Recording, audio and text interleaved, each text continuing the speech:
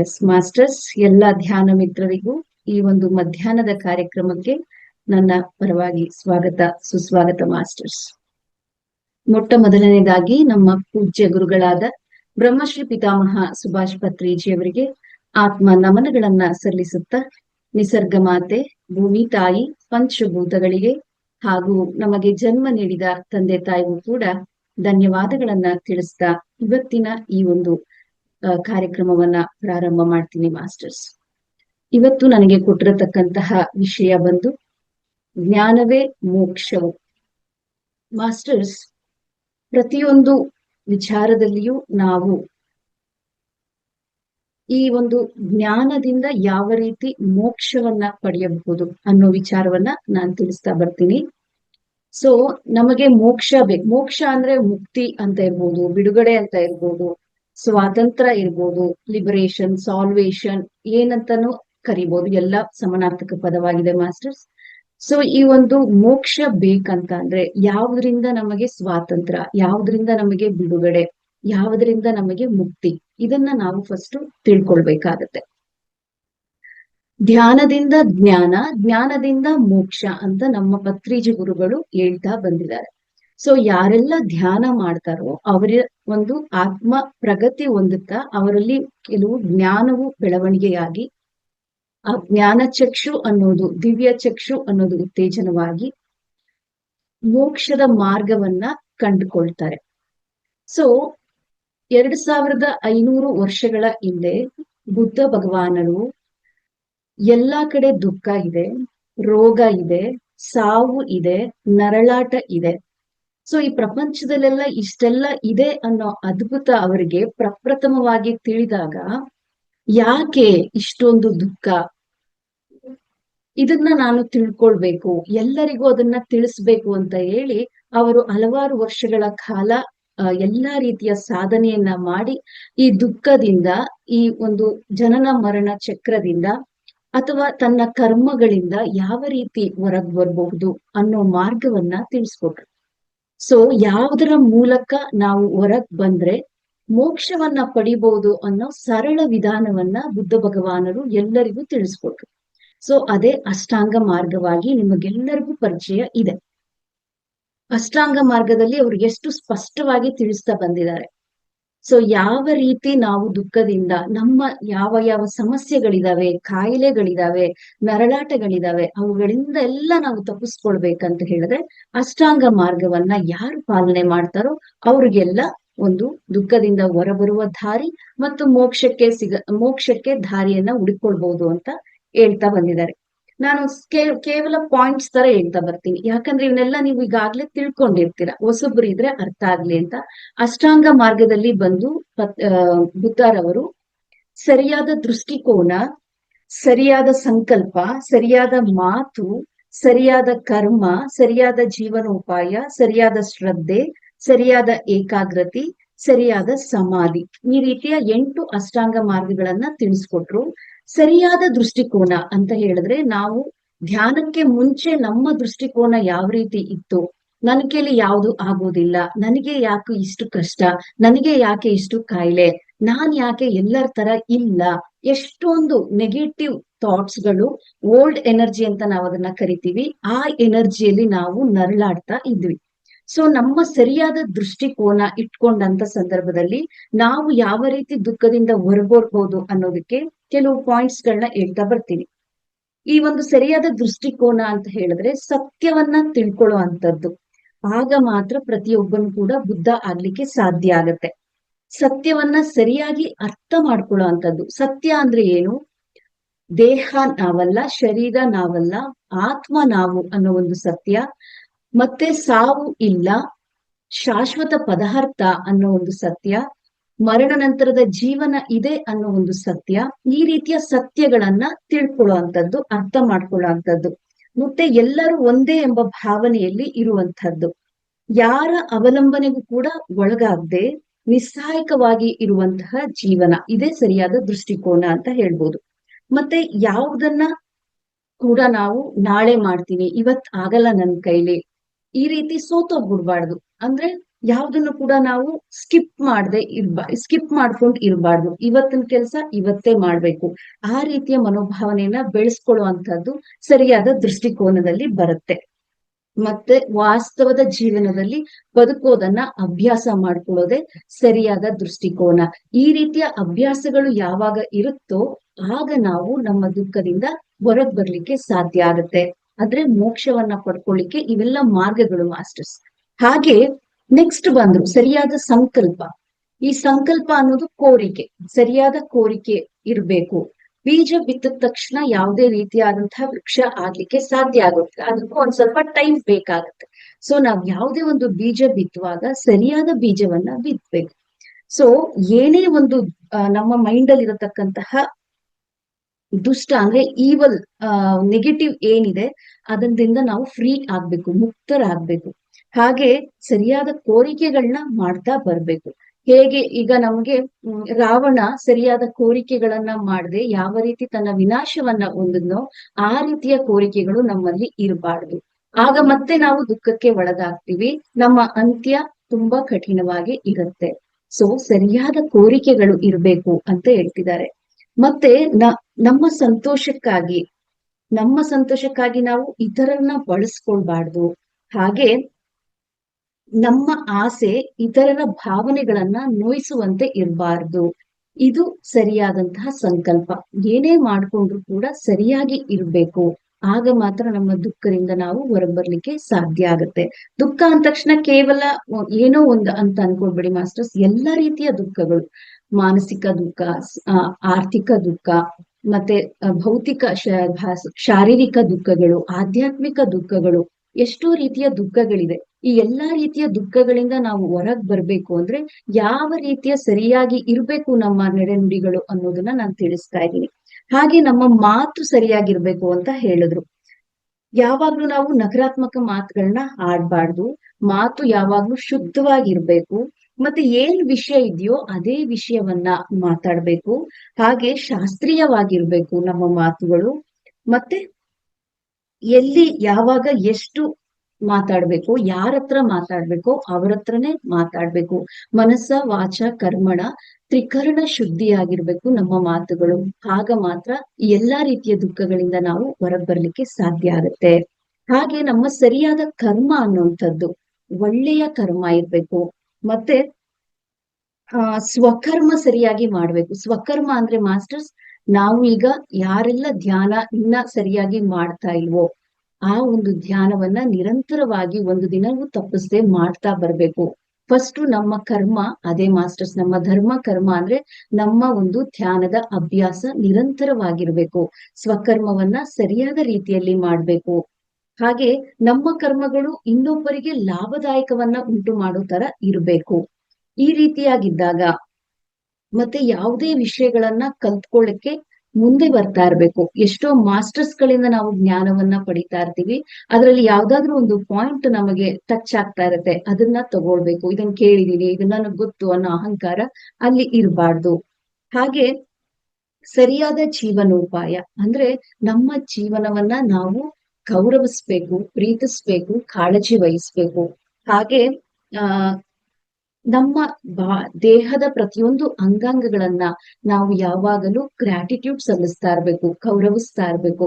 ನಾನ್ ಹಾಗಿದ್ದೀನಿ, ನಾನ್ ಹೀಗಿದ್ದೀನಿ, ನಾನ್ ಚೆನ್ನಾಗಿಲ್ಲ, ನಾನ್ ಕಪ್ಪು, ನಾನ್ ಕುಳ್ಳಿ, ನಾನ್ ಡುಮ್ಮ, ಈ ರೀತಿಯ ಭಾವನೆಗಳಿಂದ ಹೊರ ಬರ್ಬೇಕು. ಎಲ್ಲ ಹೇಗಿದೀವೋ ಹಾಗೆ ನಮ್ಮನ್ನ ನಾವು ಸ್ವೀಕಾರ ಮಾಡ್ಕೊಳ್ತಾ ಬರ್ಬೇಕು ಅನ್ನುವಂತ ಮಾತುಗಳು. ಹಾಗೆ ಸರಿಯಾದ ಶ್ರದ್ಧೆ ಅಂದ್ರೆ ಮಾಸ್ಟರ್ಸ್, ನಾವು ಯಾವುದೇ ಒಂದು ಕೆಲಸವನ್ನ ಮಾಡ್ಬೇಕಾದ್ರೆ ಫುಲ್ ಫೋಕಸ್ ಇಟ್ಟು ಶ್ರದ್ಧೆಯಿಂದ ಮಾಡುವಂತಹದ್ದು. ಹಾಗೆ ನಾವು ಯಾವಾಗ ಸಮಯವನ್ನ ವ್ಯರ್ಥ ಮಾಡದೆ ನಮ್ಮ ಒಂದು ಕೆಲಸ ಕಾರ್ಯಗಳನ್ನ ಮಾಡುವಂತಹದ್ದು. ಶ್ರದ್ಧೆ ಅನ್ನೋದು ಪ್ರತಿಯೊಂದು ವಿಷಯದಲ್ಲಿಯೂ 100% ಅನ್ನ ಕೊಡುವಂತದ್ದು. ಹಾಗೆ ಸರಿಯಾದ ಏಕಾಗ್ರತೆ ಅನ್ನೋದು, ಇಲ್ಲೂ ಕೂಡ ಮೈಂಡ್ಫುಲ್ನೆಸ್. ಒಂದು ಕೆಲಸ ಮಾಡುವಾಗ ಆ ಒಂದು ಕೆಲಸಕ್ಕೆ ಹೆಚ್ಚಿನ ಮೈಂಡ್ಫುಲ್ ಆಗಿ ಮಾಡುವಂತದ್ದು. ಈಗ ಊಟ ಮಾಡ್ತಾ ಇದ್ರೆ ಊಟಕ್ಕೆ ಹೆಚ್ಚು ಗಮನ, ಆಟ ಆಡ್ತಾ ಇದ್ರೆ ಆಟ, ಓದ್ತಾ ಇದ್ರೆ ಪಾಠ, ಧ್ಯಾನ ಮಾಡ್ತಾ ಇದ್ರೆ ಧ್ಯಾನದ ಕಡೆ.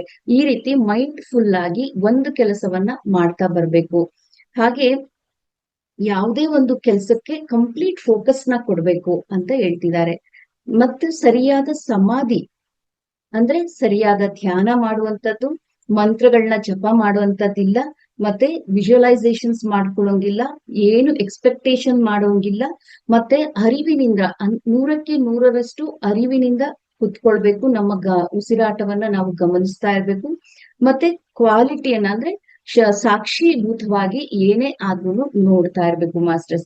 ಈ ರೀತಿಯ ಅಷ್ಟಾಂಗ ಮಾರ್ಗಗಳನ್ನ ನಾವು ಪಾಲನೆ ಮಾಡಿದ್ದೆ ಆದ್ರೆ ನಾವು ಎಲ್ಲಾ ರೀತಿಯ ದುಃಖಗಳಿಂದ ಮುಕ್ತ ಹೊಂದಿ ಮೋಕ್ಷವನ್ನ ಪಡಿಲಿಕ್ಕೆ ಸಾಧ್ಯ ಆಗತ್ತೆ. ಇದು ನಮ್ಮ ಬುದ್ಧ ಭಗವಾನರು 2500 ವರ್ಷಗಳ ಹಿಂದೆನೆ ತಿಳಿಸ್ಕೊಟ್ಟಿದ್ದು ಮಾಸ್ಟರ್ಸ್.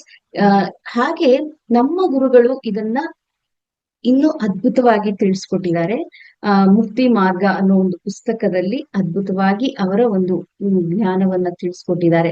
5 ರೀತಿಯ ದುಃಖಗಳಿಂದ ಹೊರಗ್ ಬರುವಂತದ್ದು ಅಂತ ಹೇಳಿದ್ದಾರೆ. ಅದರಲ್ಲಿ ನಾನು ಹೇಳ್ದಾಗೆ ಆಗ್ಲೇ ಶಾರೀರಿಕ ದುಃಖ, ಮಾನಸಿಕ ದುಃಖ, ಮತ್ತೆ ಬುದ್ಧಿಪರ ದುಃಖ, ಆರ್ಥಿಕ ದುಃಖ, ಮತ್ತೆ ಆಧ್ಯಾತ್ಮಿಕ ದುಃಖ. ಈ 5 ರೀತಿಯ ದುಃಖಗಳಿಂದ ಯಾರು ಬಿಡುಗಡೆಯನ್ನ ಹೊಂದುತ್ತಾರೋ ಅವರಿಗೆ ಮೋಕ್ಷ ಅನ್ನೋದು ಸಿಗುತ್ತೆ. ಏನು ಈ ಶಾರೀರಿಕ ದುಃಖ? ಶಾರೀರಿಕ ದುಃಖ ಅಂತ ಹೇಳಿದ್ರೆ ನಮ್ಮ ಶರೀರದ ನ್ಯೂನ್ಯತೆಗಳನ್ನ ನಾವು ಪದೇ ಪದೇ ಹುಡುಕ್ತಾ ಇನ್ನೊಬ್ಬರನ್ನ ನೋಡಿ ನಾನ್ ಆ ರೀತಿ ಇಲ್ಲ ಅಂತ ದುಃಖ ಪಡುವಂತದ್ದು. ಹಾಗೆ ನಾನು ಈಗ ತಾನೇ ಹೇಳ್ದೆ, ನಮ್ಮ ಆಕಾರ, ನಮ್ಮ ವಿಕಾರ, ನಮ್ಮ ಭಾಷೆ ಅಥವಾ ನಮ್ಮ ನುಡಿ ನಡೆಗಳನ್ನ ನಾವೇ ಸ್ವೀಕಾರ ಮಾಡ್ಕೊಳ್ದೆ ಇನ್ನೊಬ್ರಿಗೆ ಹೋಲಿಕೆ ಮಾಡ್ಕೊಳ್ತಾ ಕಂಪೇರ್ ಮಾಡ್ಕೊಳ್ತಾ ನಮ್ಮನ್ನ ನಾವು ದೂಷಣೆ ಮಾಡ್ಕೊಳ್ಳೋ ಅಂತ ಒಂದು ದುಃಖ ಮಾಸ್ಟರ್ಸ್. ಇದು ಶಾರೀರಿಕ ದುಃಖ ಅಂತ ಹೇಳ್ತಾರೆ. ಹಾಗೆ ಅಲ್ಲಿ ಸರಿ ಇಲ್ಲ, ಕಣ್ ಸರಿ ಇಲ್ಲ, ಕೂದಲು ಚೆನ್ನಾಗಿಲ್ಲ, ಇದೆಲ್ಲ ಕಾಮನ್ ಆಗಿ ನಾವು ಮಾಡ್ತಾ ಬರ್ತಾ ಇರುವಂತಹ ವಿಚಾರಗಳು. ಹಾಗೆ ಮಾನಸಿಕ ದುಃಖ ಅಂತ ಹೇಳಿದಾಗ ನಮ್ಮನ್ನ ನಾವು ಸ್ವೀಕಾರ ಮಾಡ್ಕೊಳ್ದೆ ಬೇರೆಯವರ ಸಮಸ್ಯೆಗಳಿಗೂ ಕೂಡ ನಾವೇ ಕಾರಣಕರ್ತರು ಅನ್ನೋ ಒಂದು ವಿಚಾರಗಳನ್ನ ಮನಸ್ಸಿಗೆ ತಗೊಳ್ಳುವಂಥದ್ದು. ಯಾರೇ ತಪ್ಪು ಮಾಡ್ತಾ ಇದ್ರು ನನ್ನಿಂದ ಆಗ್ತಾ ಇದೆ, ನನ್ನಿಂದ ಅವರು ದುಃಖ ಪಡ್ತಾ ಇದ್ದಾರೆ, ಅದಕ್ಕೆಲ್ಲ ನಾನೇ ಕಾರಣ ಅಂತ ದುಃಖಕ್ಕೆ ಕೊರಗೋದು. ಹಾಗೆ ದೀರ್ಘಕಾಲಿಕ ರೋಗಗಳು ಇದರಿಂದ ಬಹಳ ನರಳಾಟವನ್ನ ಹೊಂದಂಥದ್ದು. ಆ ಕಾಯಿಲೆ ಯಾಕೆ ಬಂತು ಅನ್ನೋ ಕಾರಣ ತಿಳ್ಕೊಳ್ಳಿಕ್ಕಾಗ್ದೆ ಅಂದ್ರೆ ಅಲ್ಲಿಗೆ ಸಮಸ್ಯೆ ಅಂದ್ರೆ ಅಜ್ಞಾನದ ಸಮಸ್ಯೆ, ಆತ್ಮಜ್ಞಾನದ ಕೊರತೆ, ಈ ಎಲ್ಲ ಇರೋದ್ರಿಂದ ಆ ಕಾರಣವನ್ನ ತಿಳ್ಕೊಳ್ಳೋ ಅಂತ ಕೆಪಾಸಿಟಿ ಅವ್ರಿಗೆ ಇರೋದಿಲ್ಲ.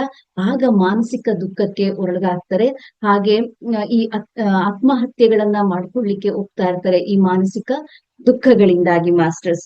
ದೀರ್ಘಕಾಲಿಕ ರೋಗಗಳು ಅಂತ ಹೇಳಿದ್ರೆ ಏಡ್ಸ್ ಇರ್ಬೋದು, ಕ್ಷಯ ಇರ್ಬೋದು, ಕುಷ್ಠ ರೋಗಗಳಿರ್ಬೋದು, ಈ ಎಲ್ಲಾ ರೋಗಗಳು ಯಾವಾಗ ಬರುತ್ತೋ ಅದರಿಂದ ದುಃಖಕ್ಕೆ ಒಳಗಾಗುವಂತಹ ವಿಚಾರಗಳು. ಈ ಒಂದು ದುಃಖದಿಂದ ಹೊರಗ್ ಬರ್ಬೇಕಾಗತ್ತೆ. ಹಾಗೆ ಬುದ್ಧಿಪರ ದುಃಖ ಅಂತ ಹೇಳಿದ್ರೆ ಇದರಲ್ಲಿ 2 ರೀತಿ ಬರುತ್ತೆ ಮಾಸ್ಟರ್ಸ್. ಒಂದು ಕುಬುದ್ಧಿ, ಇನ್ನೊಂದು ಸುಬುದ್ಧಿ. ಅಂದ್ರೆ ಕುಬುದ್ಧಿ ಅಂದ್ರೆ ಕೆಟ್ಟ ಗೊತ್ತಿದ್ದು ಕೂಡ ಅದರಿಂದ ತಪ್ಪಾಗತ್ತೆ, ಅದರಿಂದ ಒಳ್ಳೇದಾಗಲ್ಲ ಅಂತ ಗೊತ್ತಿದ್ರು ಕೂಡ ಅಂತ ತಪ್ಪುಗಳನ್ನ ಮಾಡುವಂತದ್ದು. ಸುಬುದ್ಧಿ ಅಂದ್ರೆ ಒಳ್ಳೆಯ ಕೆಲಸಗಳನ್ನು ಮಾಡುವಂತಹದ್ದು. ಈ ಗೊತ್ತಿದ್ದು ಮಾಡುವಂತದಂದ್ರೆ ಈಗ ಮಾಂಸ ಸೇವನೆಯಿಂದ ನಮಗೆ ಕಾಯಿಲೆ ಬರುತ್ತೆ ಅಂತ ಗೊತ್ತಿದೆ ಅಂದ್ರೂ ಕೂಡ ಅದು ತಿಂತ ಧ್ಯಾನ ಮಾಡುವಂತದ್ದು. ಅದು ಗೊತ್ತು ಮಾಡೋದ್ರಿಂದ ಕರ್ಮ ಡಬಲ್ ಆಗತ್ತೆ ಅನ್ನೋದು ತಿಳ್ಕೊಂಡು ಕೂಡ ಇನ್ನ ಬಿಡದೆ ಇದಕ್ಕೆ ಆಗದೆ ಇರುವಂತದ್ದು. ಈ ರೀತಿಯ ತಪ್ಪುಗಳನ್ನ ಕುಬುದ್ಧಿ ಅಂತಾರೆ. ಈ ಒಂದು ಬುದ್ಧಿಪರ ದುಃಖಗಳಿಂದ ನಾವು ಹೊರಗ್ ಬರ್ಬೇಕಾಗತ್ತೆ. ಹಾಗೆ ಆರ್ಥಿಕ ದುಃಖ ಅಂದ್ರೆ ಏನು?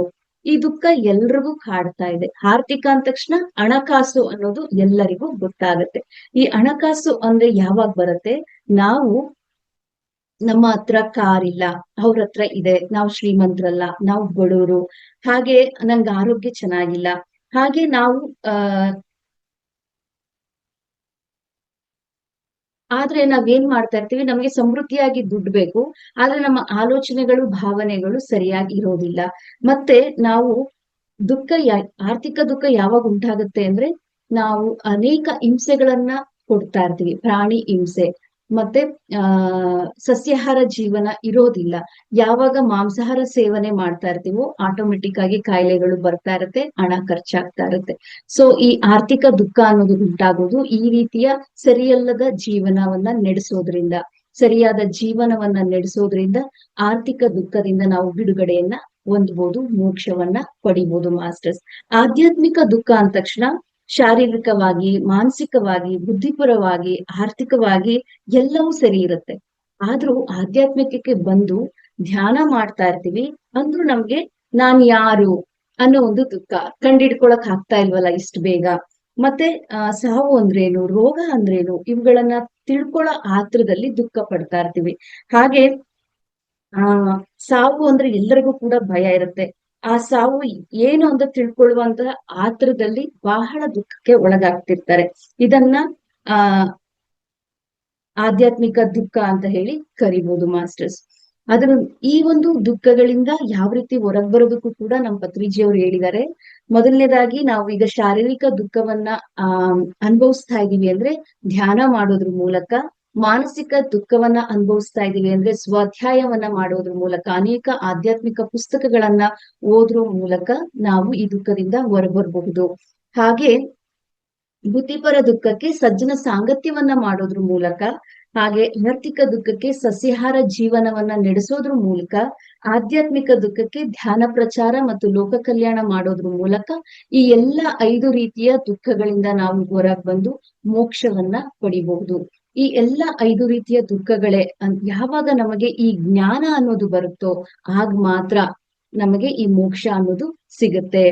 ಹಾಗೆ ಇನ್ನ ವಿಸ್ತಾರವಾಗಿ ಹೇಳೋದಾದ್ರೆ, ಮೋಕ್ಷ ಜ್ಞಾನೋದಯ ಎಂಬ ಪದವು ಮೋಕ್ಷಕ್ಕೆ ಸಮಾನಾರ್ಥಕ ಪದ ಅಂತ ಹೇಳ್ತಿದ್ದಾರೆ.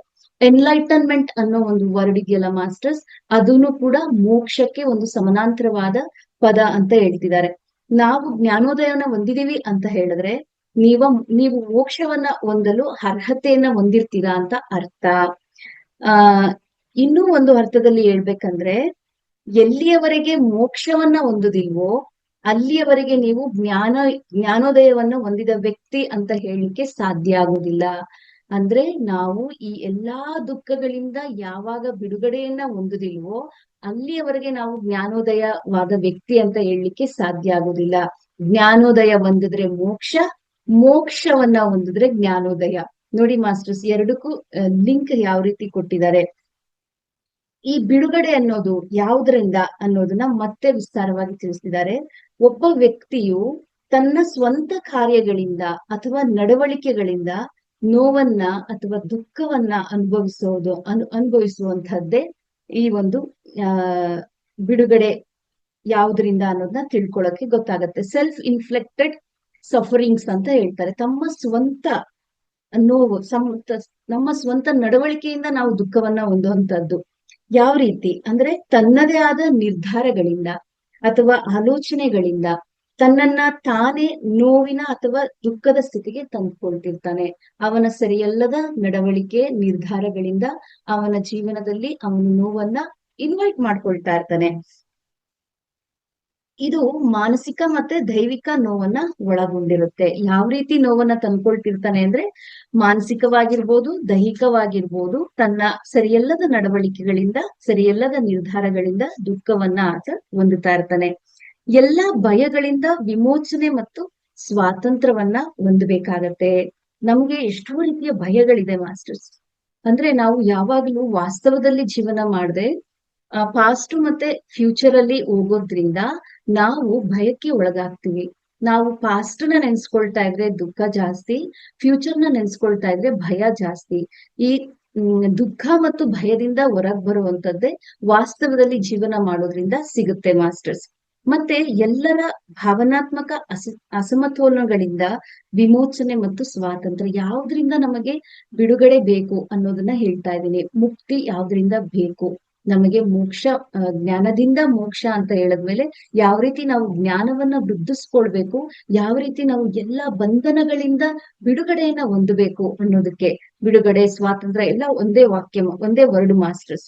ಹಾಗೆ ನಮ್ಮಲ್ಲಿ ಇನ್ಫೀರಿಯಾರಿಟಿ ಕಾಂಪ್ಲೆಕ್ಸ್, ಸುಪೀರಿಯಾರಿಟಿ ಕಾಂಪ್ಲೆಕ್ಸ್, ಕೀಳರಿಮೆಯ ಭಾವನೆಗಳು ಮತ್ತೆ ನಾನೇ ಶ್ರೇಷ್ಠ ಅನ್ನೋ ಒಂದು ಭಾವನೆಗಳು ಜಾಸ್ತಿ ಇರುತ್ತೆ. ಇದರಿಂದ ನಾವು ಬಿಡುಗಡೆಯನ್ನ ಹೊಂದ್ಬೇಕು.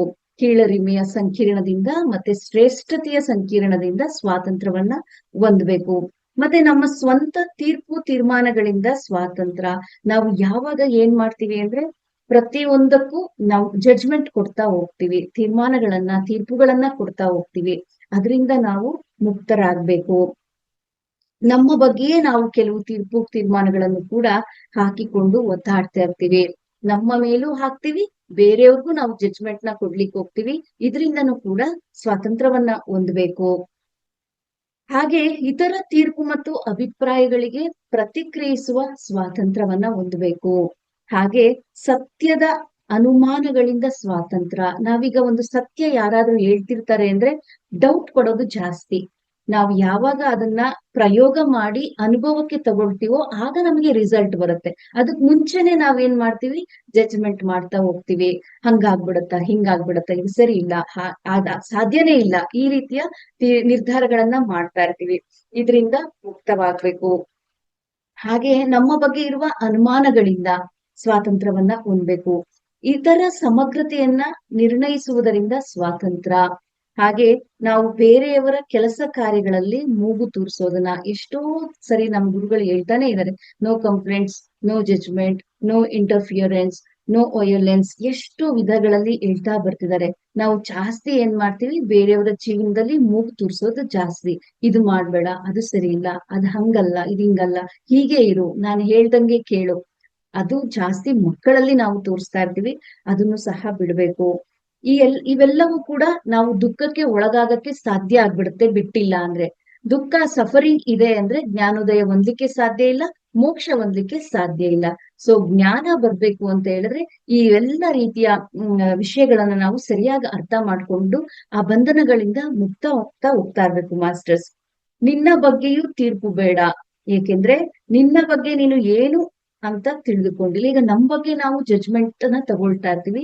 ಸೊ ಅದು ಕೂಡ ಬೇಡ. ಯಾಕಂದ್ರೆ ನಾವಿನ್ನ ಸಾಧನೆ ಮಾಡಿ ನಾನ್ ಯಾಕೆ ಬಂದಿದೀನಿ, ಮತ್ತೆ ನಾನ್ ಏನೆಲ್ಲ ಮಾಡಿದೀನಿ ಪಾಸ್ಟ್ ಅಲ್ಲಿ ಏನೂ ಗೊತ್ತಿಲ್ಲದೆ ನಮ್ ಬಗ್ಗೆ ನಾವು ಎಷ್ಟೋ ತೀರ್ಮಾನಗಳನ್ನ ತಗೊಳ್ತಾ ಇರ್ತೀವಿ.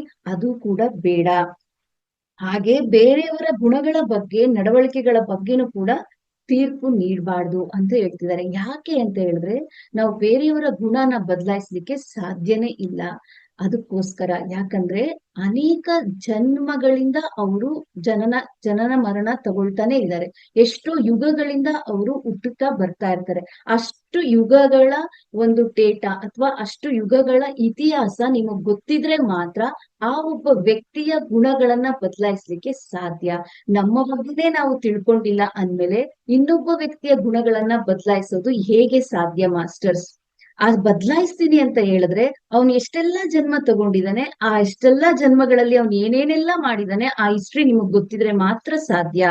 ಈ ರೀತಿಯ ವರ್ತನೆಯಿಂದ ಬಿಡುಗಡೆಯನ್ನ ಹೊಂದಿ, ಈ ರೀತಿಯ ವರ್ತನೆಯಿಂದ ನೀವು ಬದಲಾಗಿ ಜ್ಞಾನವನ್ನ ತಗೊಳ್ಳಿ ಅಂತ ಹೇಳ್ತಿದ್ದಾರೆ. ಹಾಗೆ ಏನು ತಿಳಿಯದೆ ಒಬ್ಬರ ಬಗ್ಗೆ ನಾವು ತೀರ್ಪನ್ನ ನೀಡಲು ಸಾಧ್ಯವೇ ಇಲ್ಲ ಅಂತ ಹೇಳ್ತಿದ್ದಾರೆ. ಇನ್ನೂ ಒಂದು ವಿಷಯನ ಹೇಳ್ತಾ ಬರ್ತಿದ್ದಾರೆ. ನಾವು ಎಲ್ಲಿಯವರೆಗೆ ಜಡ್ಜ್ಮೆಂಟ್ ಮಾಡ್ತಿರ್ತೀವೋ ಅಲ್ಲಿಯವರೆಗೆ ಆ ವ್ಯಕ್ತಿಯನ್ನ ಅರ್ಥ ಮಾಡ್ಕೊಳ್ಳಿಕ್ಕೆ ಸಾಧ್ಯನೇ ಇಲ್ಲ ಅಂತ ಹೇಳ್ತಿರ್ತಾರೆ. ನಾವು ಎಲ್ಲಿಯವರೆಗೆ ನಾವು ಜಡ್ಜ್ಮೆಂಟ್ ನ ಮಾಡ್ತಿರ್ತೀವೋ ನಾವು ಆ ವ್ಯಕ್ತಿನ ಅರ್ಥ ಮಾಡ್ಕೊಳ್ಳಿಕ್ಕೆ ಸಾಧ್ಯ ಇಲ್ಲ. ಎಲ್ಲಾ ಸನ್ನಿವೇಶಗಳಲ್ಲಿ, ಎಲ್ಲಾ ಸಂದರ್ಭಗಳಲ್ಲಿ ಈ ರೀತಿಯ ತೀರ್ಮಾನ ತೆಗೆದುಕೊಳ್ಳದೆ ಬಿಟ್ಟು ಬಿಡ್ಬೇಕು ಅಂತ ಹೇಳ್ತಿರ್ತಾರೆ.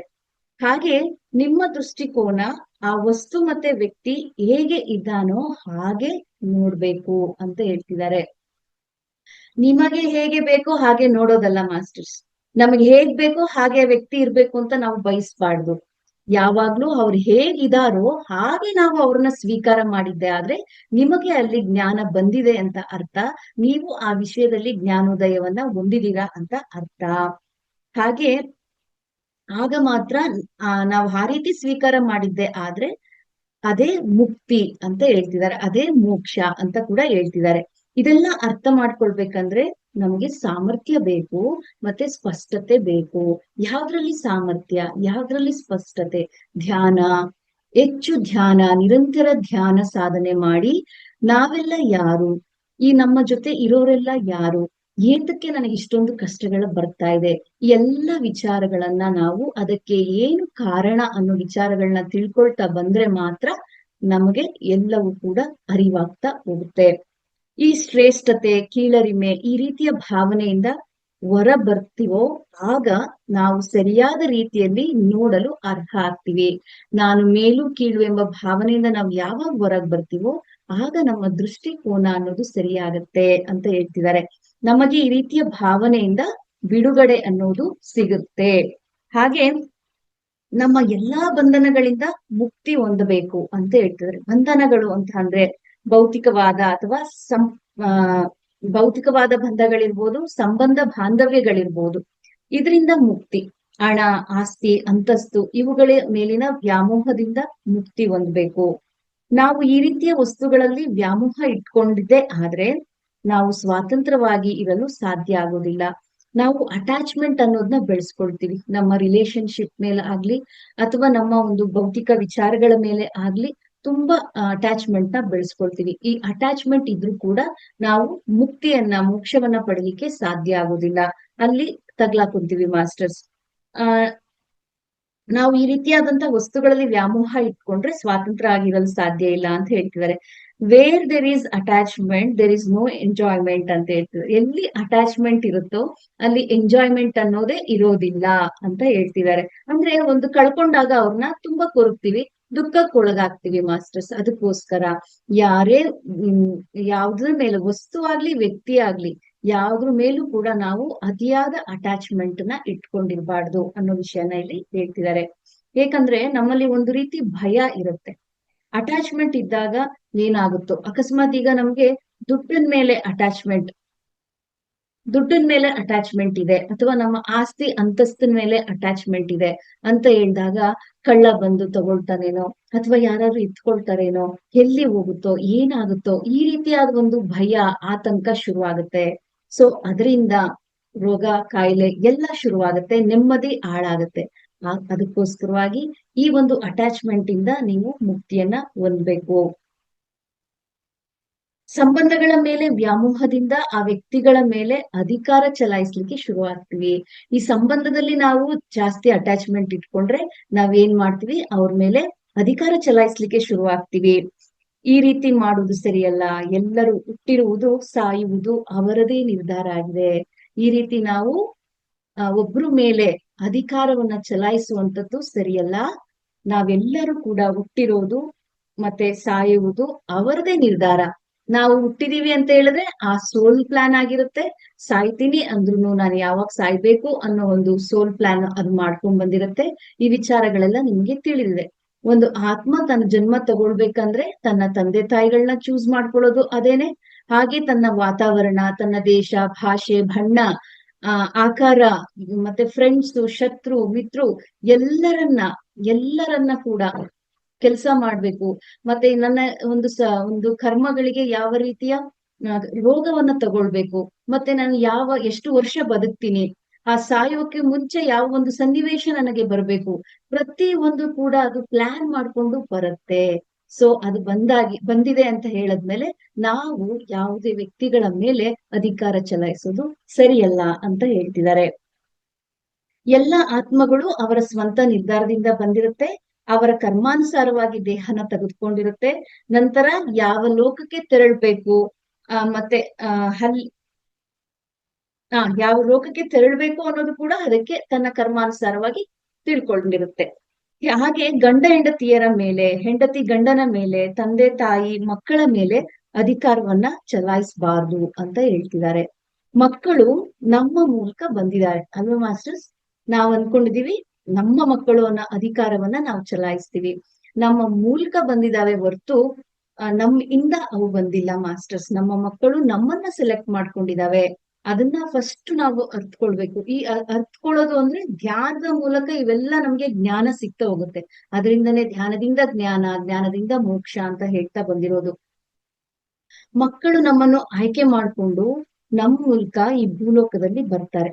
ಇದನ್ನ ಯಾರು ಅರ್ಥ ಮಾಡ್ಕೊಳ್ತಾರೋ ಅವ್ರು ಮಾತ್ರ ಅವರ ಮಕ್ಕಳಿಗೆ ಕೃತಜ್ಞತೆಯನ್ನ ಸಲ್ಲಿಸ್ತಿರ್ತಾರೆ. ನೀನ್ ನನ್ನನ್ನ ಚೂಸ್ ಮಾಡಿದ್ಯಲ್ಲ, ಥ್ಯಾಂಕ್ ಯು.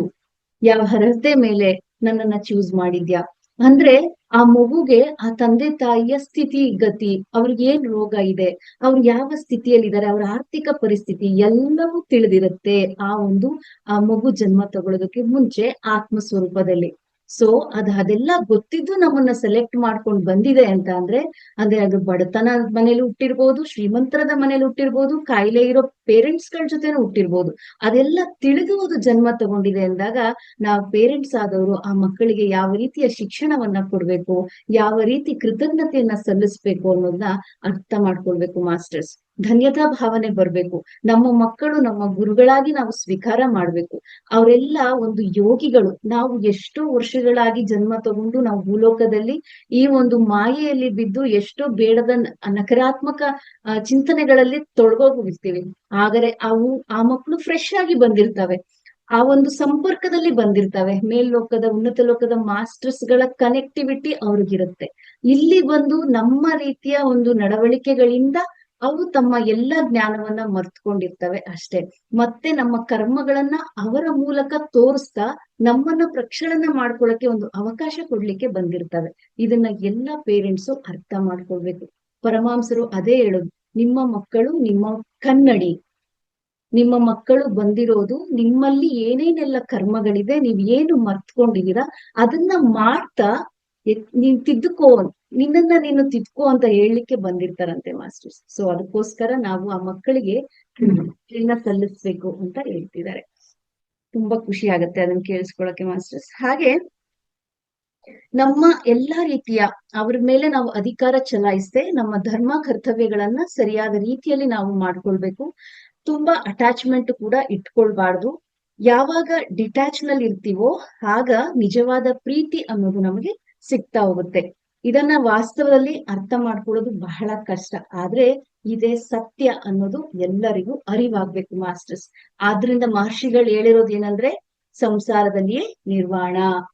ನೋಡಿ ಮಾಸ್ಟರ್ಸ್, ನಮ್ ಗುರುಗಳು ಅದಕ್ಕೋಸ್ಕರನೇ ನೀನು ಸಂಸಾರದಲ್ಲಿಯೇ ಇದ್ಕೊಂಡು ನಿರ್ವಾಣವನ್ನ ಹೊಂದು ಪ್ರತಿ ಒಂದು ಧರ್ಮ ಕರ್ತವ್ಯಗಳನ್ನ ನಿಭಾಯಿಸ್ತಾ ನೀನು ಹೆಚ್ಚು ಹೆಚ್ಚು ಆತ್ಮ ಪ್ರಗತಿಯನ್ನ ಹೊಂದ್ತೀಯ, ಹೆಚ್ಚು ಹೆಚ್ಚು ತಿಳ್ಕೊಳ್ತಾ ಹೋಗ್ತೀಯ, ನಿನ್ನನ್ನ ನೀನು ಬದಲಾಯಿಸ್ಕೊಳ್ತಾ ಹೋಗ್ತೀಯ.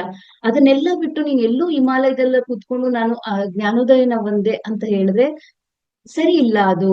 ಯಾಕಂದ್ರೆ ನಿನಗೆ ಮಕ್ಕಳು ಯಾವ ರೀತಿ ಆಡ್ತಾರೆ, ಅಥವಾ ತಂದೆ ತಾಯಿಗಳು ಯಾವ ರೀತಿ ಇರ್ತಾರೆ, ಹೆಂಡತಿ ಯಾವ ರೀತಿ ಇರ್ತಾರೆ, ಯಾವುದೇ ರೀತಿಯ ಅನುಭವಗಳು ನಿನಗೆ ಆಗೋದೇ ಇಲ್ಲ. ಅದಕ್ಕೋಸ್ಕರನೇ ಸಂಸಾರದಲ್ಲಿ ನಿರ್ವಾಣ ಹೊಂದು ಅಂತ ಹೇಳಿ ಮಹರ್ಷಿಗಳು ತಿಳಿಸಿರುವಂತದ್ದು. ನಿಜವಾದ ಜ್ಞಾನೋದಯವಾಗುವುದು ಅಂತದ್ದು ಸಂಸಾರದಲ್ಲಿಯೇ ಅಂತ ಹೇಳ್ತಿದ್ದಾರೆ. ಸಂಸಾರದಲ್ಲಿ ಇದ್ಕೊಂಡು ನಮ್ಮ ಸುತ್ತಮುತ್ತಲಿನಲ್ಲಿರುವ ವ್ಯಕ್ತಿಗಳು ಹೇಗೆ ಇದ್ದಾರೋ ಹಾಗೆ ಸ್ವೀಕಾರ ಮಾಡ್ಬೇಕು. ನನ್ನ ಅತ್ತೆ ಘಾಟಿ, ನಮ್ಮ ಮಾವ ಸರಿ ಇಲ್ಲ, ನನ್ನ ಗಂಡ ಸರಿ ಇಲ್ಲ, ಏನು ಮಾಡೋದಿಲ್ಲ, ನನ್ ಮಕ್ಳು ಸರಿಯಾಗಿ ಓದಲ್ಲ, ಎಷ್ಟೊಂದ್ ಕಂಪ್ಲೇಂಟ್ಸ್ ನಾವ್ ಹೇಳ್ತಾ ಇರ್ತೀವಿ ಮಾಸ್ಟರ್ಸ್. ಅವ್ರನ್ನೆಲ್ಲ ನಾವ್ ಯಾರ್ ಸೆಲೆಕ್ಟ್ ಮಾಡ್ಕೊ ಬಂದಿರೋದು? ನಾವೇ. ನಮ್ಮ ಜೊತೆ ನಾವು ಬರುವಾಗ ಇಲ್ಲ ಅಂದ್ರೂ 10,000 20,000 ಆತ್ಮಗಳನ್ನ ಅಗ್ರಿಮೆಂಟ್ ಮಾಡ್ಕೊಂಡಿರ್ತೀವಂತೆ ಮಾಸ್ಟರ್ಸ್.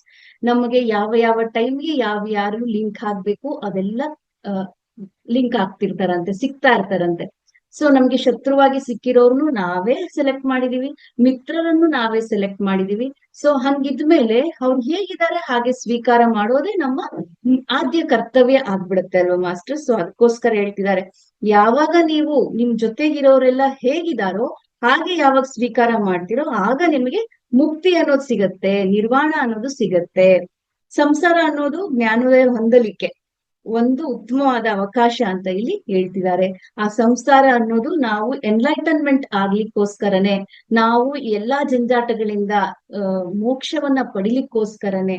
ಸೊ ಇದೊಂದು ದೊಡ್ಡ ಅವಕಾಶ, ಅದನ್ನ ಯಾರು ನಿರಾಕರಿಸಬೇಡಿ ಅನ್ನೋ ವಿಷಯಗಳನ್ನ ಇಲ್ಲಿ ತಿಳಿಸ್ತಾ ಬರ್ತಿದ್ದಾರೆ. ಯಾವಾಗ ಈ ಸತ್ಯಾಂಶಗಳನ್ನ ನಾವು ಅರ್ಥ ಮಾಡ್ಕೊಳ್ತೀವೋ ಆಗ ನಮ್ಮ ಸಂಗಾತಿಗಳಿಗೆ ಧನ್ಯವಾದವನ್ನ ಸಲ್ಲಿಸ್ತೀವಿ ಅಂತ ಹೇಳ್ತಿದ್ದಾರೆ. ನೋಡಿ, ಮಕ್ಕಳು ಯಾಕೆ ಬಂದಿದ್ದಾರೆ ಅನ್ನೋ ಸತ್ಯವನ್ನ ಅರ್ಥ ಮಾಡ್ಕೊಳ್ಳೋದು, ನನ್ನ ಗಂಡ ಯಾಕೆ ನನಗೆ ಇಷ್ಟೆಲ್ಲ ಹಿಂಸೆ ಆಗ್ಲಿ ಪ್ರೀತಿ ಆಗ್ಲಿ ಕೊಡ್ತಾ ಇದ್ದಾನೆ ಅನ್ನೋ ಒಂದು ಸತ್ಯವನ್ನ ಅರ್ಥ ಮಾಡ್ಕೊಂಡಾಗ ನಾವು ಎಲ್ಲರಿಗೂ ಕೂಡ ಕೃತಜ್ಞತಾ ಭಾವದಿಂದ ಇರ್ಲಿಕ್ಕೆ ಸಾಧ್ಯ ಆಗತ್ತೆ ಅನ್ನೋ ವಿಚಾರಗಳನ್ನ ತಿಳಿಸ್ತಿದ್ದಾರೆ ಮಾಸ್ಟರ್ಸ್. ಸಂಸಾರದಲ್ಲಿ ಇದ್ದು ಕೂಡ ಅಂಟಿದ್ರು ಅಂಟದ ರೀತಿಯಲ್ಲಿ ಇರ್ಬೇಕು, ಡಿಟ್ಯಾಚ್ ಆಗಿ ಇರ್ಬೇಕು, ವ್ಯಾಮೋಹಕ್ಕೆ ಒಳಗಾಗಬಾರ್ದು. ಅದೇ ನಿಜವಾದ ಸಂಸಾರ ಅಂತ ಹೇಳ್ತಿದ್ದಾರೆ. ಹಾಗೆ ನಮ್ಮ ಎಲ್ಲ ಕುಟುಂಬದಲ್ಲ ಇರುವವರೆಲ್ಲರ ಜೊತೆ ನಾವು ಸ್ನೇಹ ಭಾವದಿಂದ ಇರ್ಬೇಕು ಅಂತ ಹೇಳ್ತಿದ್ದಾರೆ. ಆ ರೀತಿ ಸ್ನೇಹ ಭಾವದಿಂದ ನೋಡೋದೇ ಮೋಕ್ಷ. ಆ ರೀತಿ ಸ್ನೇಹ ಭಾವದಿಂದ ನೀವು ಯಾವಾಗ ನೋಡ್ತಿರೋ ಅದೇ ನೀವು ಪಡ್ಕೊಂಡಿರುವಂತಹ ಜ್ಞಾನ. ಆ ಜ್ಞಾನವೇ ಮೋಕ್ಷಕ್ಕೆ ಮಾರ್ಗ ಆಗತ್ತೆ. ಗಂಡ ಹೆಂಡತಿಯ ಸಂಬಂಧದಲ್ಲಿ ಗೆಳೆತನ, ತಂದೆ ಮಕ್ಕಳ ನಡುವೆ ಗೆಳೆತನದ ಭಾವ, ಅತ್ತಿಗೆ ನಾದಿನಿಯರ ನಡುವೆ ಸ್ನೇಹ ಭಾವ, ಅತ್ತ ಸೊಸೆಯ ನಡುವೆ ಸ್ನೇಹ ಭಾವ ಇರ್ಲೇಬೇಕು ಮಾಸ್ಟರ್ಸ್. ಈ ಎಲ್ಲಾ ಪಾತ್ರಗಳ ನಾಟಕಗಳು ಕೇವಲ ಈ ಭೂಲೋಕದಲ್ಲಿ ಮಾತ್ರ ಆಗುವಂತದ್ದು. ಒಂದು ಬಾರಿ ನಾವು ಈ ಉನ್ನತ ಲೋಕಕ್ಕೆ ಹೋದಾಗ ಅಲ್ಲಿ ಒಂದೇ ಒಂದು ಸಂಬಂಧ ಇರೋದು ಮಾಸ್ಟರ್ಸ್. ಈ ಭೂಲೋಕದಲ್ಲಿ ಮಾತ್ರ ಹಲವು ರೀತಿಯ ಅತ್ತಿಗೆ ನಾದಿ, ಅಣ್ಣ ತಮ್ಮ, ಅಕ್ಕ ತಂಗಿ, ಫ್ರೆಂಡ್ಸು, ಶತ್ರು ಮಿತ್ರು ಎಲ್ಲ ಈ ಭೂಲೋಕದಲ್ಲಿ ಮಾತ್ರ ಇರೋದು. ನಾವು ಮೇಲ್ಲೋಕಕ್ಕೆ ಓದಿದ್ದೇ ಆದ್ರೆ ಅದೆಲ್ಲವೂ ಪ್ರಾಣಿ ಪಕ್ಷಿ ಮರ ಗಿಡ ಪ್ರತಿಯೊಂದು ಸ್ನೇಹಿತರಾಗಿ ನಾವು ಕಾಣ್ಲಿಕ್ಕೆ ಶುರುವಾಗ್ತೀವಿ. ಸೊ ಸಂಬಂಧ ಅನ್ನೋದು ಮೇಲ್ಲೋಕದಲ್ಲಿ ಸ್ನೇಹ ಸಂಬಂಧ ಮಾತ್ರ ಇರುವಂತದ್ದು ಅಂತ ಹೇಳ್ತಿದ್ದಾರೆ. ಆದ್ರಿಂದ ನಾವು ಈ ಭೂಲೋಕದಲ್ಲಿ ಇರೋರ ಜೊತೆನೂ ಕೂಡ ಸ್ನೇಹದಿಂದ ಇರೋಣ.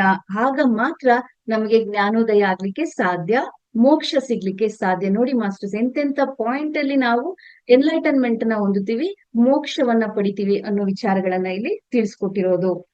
ಹಾಗೆ ಸ್ವಾತಂತ್ರ್ಯ ನಮಗೆ ಭೌತಿಕವಾಗಿ ಹಾಗೂ ಸಂಬಂಧಗಳಿಂದ ಹೊಂದಬೇಕು ಅಂತ ಹೇಳಿದ್ರು. ಯಾವಾಗ ನಾವು ಭಯದ ವಾತಾವರಣದಲ್ಲಿ ಇರ್ತೀವೋ, ಅಮ್ಮ ಇಲ್ಲ ಅಥವಾ ಅಮ್ಮ ತೀರ್ಕೊಂಡ್ರು, ಮಗು ತೀರ್ಕೊಂತು, ಏನೋ ಒಂದು ಈ ರೀತಿಯ ಒಂದು ಏನಾದ್ರೂ ಘಟನೆಗಳು ನಡೆದಾಗ ನಾವು ಭಯಕ್ಕೆ ಒಳಗಾಗ್ತೀವಿ. ಈ ರೀತಿ ಭಯ ಬಂದಾಗ ಅಥವಾ ಹೆಂಡತಿ ಏನಾದ್ರೂ ಬಿಟ್ಟೋಗ್ತಾಳೆ ಅನ್ಕೊಳ್ಳಿ, ಮಕ್ಳು ಬಿಟ್ಟೋಗ್ತಾರೆ ಅನ್ಕೊಳ್ಳಿ, ಆಗ ಎಷ್ಟೋ ಭಯ ಕೆಲವರಿಗೆ. ಯಾವಾಗ್ಲೂ ಈ ಭಯವನ್ನ ನಾವು ಮೆಟ್ಟಿ ನಿಲ್ಬೇಕು ಅಂತ ಹೇಳ್ತಿದ್ದಾರೆ. ಸತ್ಯವನ್ನ ಅರ್ಥ ಮಾಡ್ಕೊಳ್ಬೇಕು. ಭಯ ಅನ್ನೋದು ಒಂದು ಮಾಯೆ ಅಂತ ಹೇಳ್ತಿದ್ದಾರೆ ಮಾಸ್ಟರ್ಸ್. ಎಷ್ಟು ನೀವು ಭಯವನ್ನ ಫೇಸ್ ಮಾಡ್ತೀರೋ ಅಷ್ಟು ಬೇಗ ಈ ಭಯದಿಂದ ನೀವು ವಿಮುಕ್ತಿಯನ್ನ ಹೊಂದುತ್ತೀರಾ. ಭಯದಿಂದ ತಪ್ಪಿಸ್ಕೊಳ್ಳಲು ಪ್ರಾರಂಭಿಸಿದರೆ, ಈ ಒಂದು ಭಯದಿಂದ ನೀವು ಅಯ್ಯೋ ನನ್ ಕೈಯಲ್ಲಿ ಎದುರ್ಸಕ್ ಆಗಲ್ಲ ಅಂತ ಓಡೋಗಿದ್ದೆ ಆದ್ರೆ, ಪೆನ್ ತೋರ್ಸ್ಕೊಂಡು ಓಡೋಗಿದ್ದೆ ಆದ್ರೆ ನಿಮಗೆ ಈ ಒಂದು ಮಾಯೆಯಲ್ಲಿ ನೀವು ಸಿಗಾಕೊಳ್ತೀರಾ. ಆ ಭಯದ ಶಕ್ತಿ ಅನ್ನೋದು ಜಾಸ್ತಿ ಆಗ್ತಾ ಹೋಗುತ್ತೆ ಅನ್ನೋ ವಿಚಾರಗಳನ್ನ, ಮತ್ತೆ ಹಿಂಸೆಗಳು ಜಾಸ್ತಿ ಆಗ್ತಾ ಹೋಗುತ್ತೆ ಅನ್ನೋ ವಿಚಾರಗಳನ್ನ ಹೇಳ್ತಿದ್ದಾರೆ. ಅಟ್ಯಾಚ್ಮೆಂಟ್ ನಿಂದ ಬಿಡುಗಡೆ ಹೊಂದಬೇಕು ಅಂದ್ರೆ ಭಯಗಳನ್ನ ನಾವು ಫೇಸ್ ಮಾಡ್ಬೇಕು. ಅಟ್ಯಾಚ್ಮೆಂಟ್ ಇದ್ರೇನೆ ಮಾಸ್ಟರ್ಸ್ ನಮ್ಗೆ ಭಯ ಅನ್ನೋದು ಕಾಡೋದು. ಅಟ್ಯಾಚ್ಮೆಂಟ್ ಬಿಟ್ರೆ ಈ ಭಯ ಅನ್ನೋದು ಹೋಗುತ್ತೆ.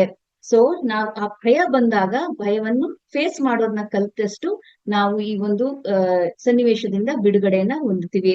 ಎಲ್ಲಾ ಸಂದರ್ಭಗಳಲ್ಲಿ ಸ್ನೇಹ ಭಾವ ಅನ್ನೋದು ಇರ್ಲೇಬೇಕು. ಮತ್ತೆ ಯಾವುದೇ ಸಂಬಂಧಗಳಲ್ಲಿ ಎಕ್ಸ್ಪೆಕ್ಟೇಷನ್ ಇರಬಾರ್ದು ಅನ್ನೋ ವಿಚಾರವನ್ನ ಇಲ್ಲಿ ಸ್ಪಷ್ಟವಾಗಿ ತಿಳಿಸ್ತಿದ್ದಾರೆ. ಸ್ನೇಹದಲ್ಲಿ ಆ ವ್ಯಕ್ತಿ ಹೇಗೆ ಇದಾನೋ ಹಾಗೆ ನಾವು ಸ್ವೀಕಾರ ಮಾಡ್ತೀವಿ. ಎಲ್ಲರಿಗೂ ಗೊತ್ತು, ಸ್ನೇಹ ಅಂದ ತಕ್ಷಣ ಒಂದು ಫ್ರೆಂಡ್ಸ್ ಗಳ ಹತ್ರ ಅವ್ನ್ ಹೇಗಿದ್ದಾನೋ, ಅವ್ನ್ ಬಡವ ಇರ್ಲಿ ಶ್ರೀಮಂತ ಇರ್ಲಿ ಏನೇ ಕಾಯಿಲೆ ಇರ್ಲಿ, ಅವನ ಜೊತೆ ನಮ್ಗೆ ಸ್ನೇಹ ಆಯ್ತು ಅಂದ್ರೆ ನಾವು ಅವನ್ನ ಹಾಗೇ ಸ್ವೀಕಾರ ಮಾಡ್ತೀವಿ. ಒಂದು ಕಂಪ್ಲೇಂಟ್ ಇರಲ್ಲ, ಒಂದು ಜಡ್ಜ್ಮೆಂಟ್ ಇರಲ್ಲ. ಎಷ್ಟು ಚೆನ್ನಾಗಿ ಅವನ ಜೊತೆ ಎಲ್ಲವನ್ನ ಹಂಚ್ಕೊಳ್ತಿರ್ತೀವಿ, ಅವನೇನ್ ಹೇಳಿದ್ರು ನಾವು ತಗೊಳ್ತಾ ಇರ್ತೀವಿ. ಅದೇ ರೀತಿ ನಾವು ನಮ್ಮ ಸಂಬಂಧಗಳನ್ನ ನಾವು ಫ್ರೆಂಡ್ಶಿಪ್ ಆಗಿ ನೋಡಿದ್ದೆ ಆದ್ರೆ ಆಗ ನಮ್ಮಲ್ಲಿ ಎಲ್ಲಾ ಈ ಒಂದು ದ್ವಂದ್ವತ್ವ ಅನ್ನೋದು ಬಿಡುಗಡೆ ಆಗ್ಬಿಡತ್ತೆ. ಆ ಪ್ರೀತಿ ಅನ್ನೋದು ಅಲ್ಲಿ ಹುಟ್ಟುತ್ತಾ ಶುರು ಆಗುತ್ತೆ ಮಾಸ್ಟರ್ಸ್. ಸೊ ಈ ಗಂಡ ಹೆಂಡತಿ ಸಂಬಂಧದಲ್ಲಿ ಜಾಸ್ತಿ ನಕಾರಾತ್ಮಕತೆ ಇರುತ್ತೆ, ಫ್ರೆಂಡ್ಶಿಪ್ ಅಲ್ಲಿ ಅದಿರೋದಿಲ್ಲ. ಆದ್ರಿಂದ ಗಂಡ ಹೆಂಡತಿ ಮೇಲೆ, ಹೆಂಡತಿ ಗಂಡನ ಮೇಲೆ ಸ್ನೇಹ ಭಾವದಿಂದ ಇದ್ದಾಗ, ಅಲ್ಲಿ ಯಾವುದೇ ಎಕ್ಸ್ಪೆಕ್ಟೇಷನ್ ಇಲ್ಲದೆ ಇದ್ದಾಗ, ಆಕೆ ಹೇಗಿದ್ದಾಳೋ ಅಥವಾ ಆತ ಹೇಗಿದ್ದಾನೋ ಹಾಗೆ ಸ್ವೀಕಾರ ಮಾಡೋದ್ರಿಂದ ಅಲ್ಲಿಯೂ ಕೂಡ ನೀವು ಜ್ಞಾನವನ್ನ ಪಡಿತೀರಾ, ಮುಕ್ತಿಯನ್ನ ಹೊಂದುತ್ತೀರಾ. ನಿಮಗೆ ಏನೇನೆಲ್ಲ ಎದುರಾಗುತ್ತೋ ಸಿಚುವೇಶನ್ಸ್ ಗಳು, ಅದರಿಂದ ಸುಲಭವಾಗಿ ಹೊರಗ್ ಬರ್ತೀರಾ. ಮೋಕ್ಷಕ್ಕೆ ನೀವು ದಾರಿ ಮಾಡ್ಕೊಂಡಂಗೆ ಸಾಧ್ಯ ಆಗತ್ತೆ. ಹಾಗೆ ಇನ್ನ ಟೈಮ್ ಇದೆಯಾ ಮ್ಯಾಮ್?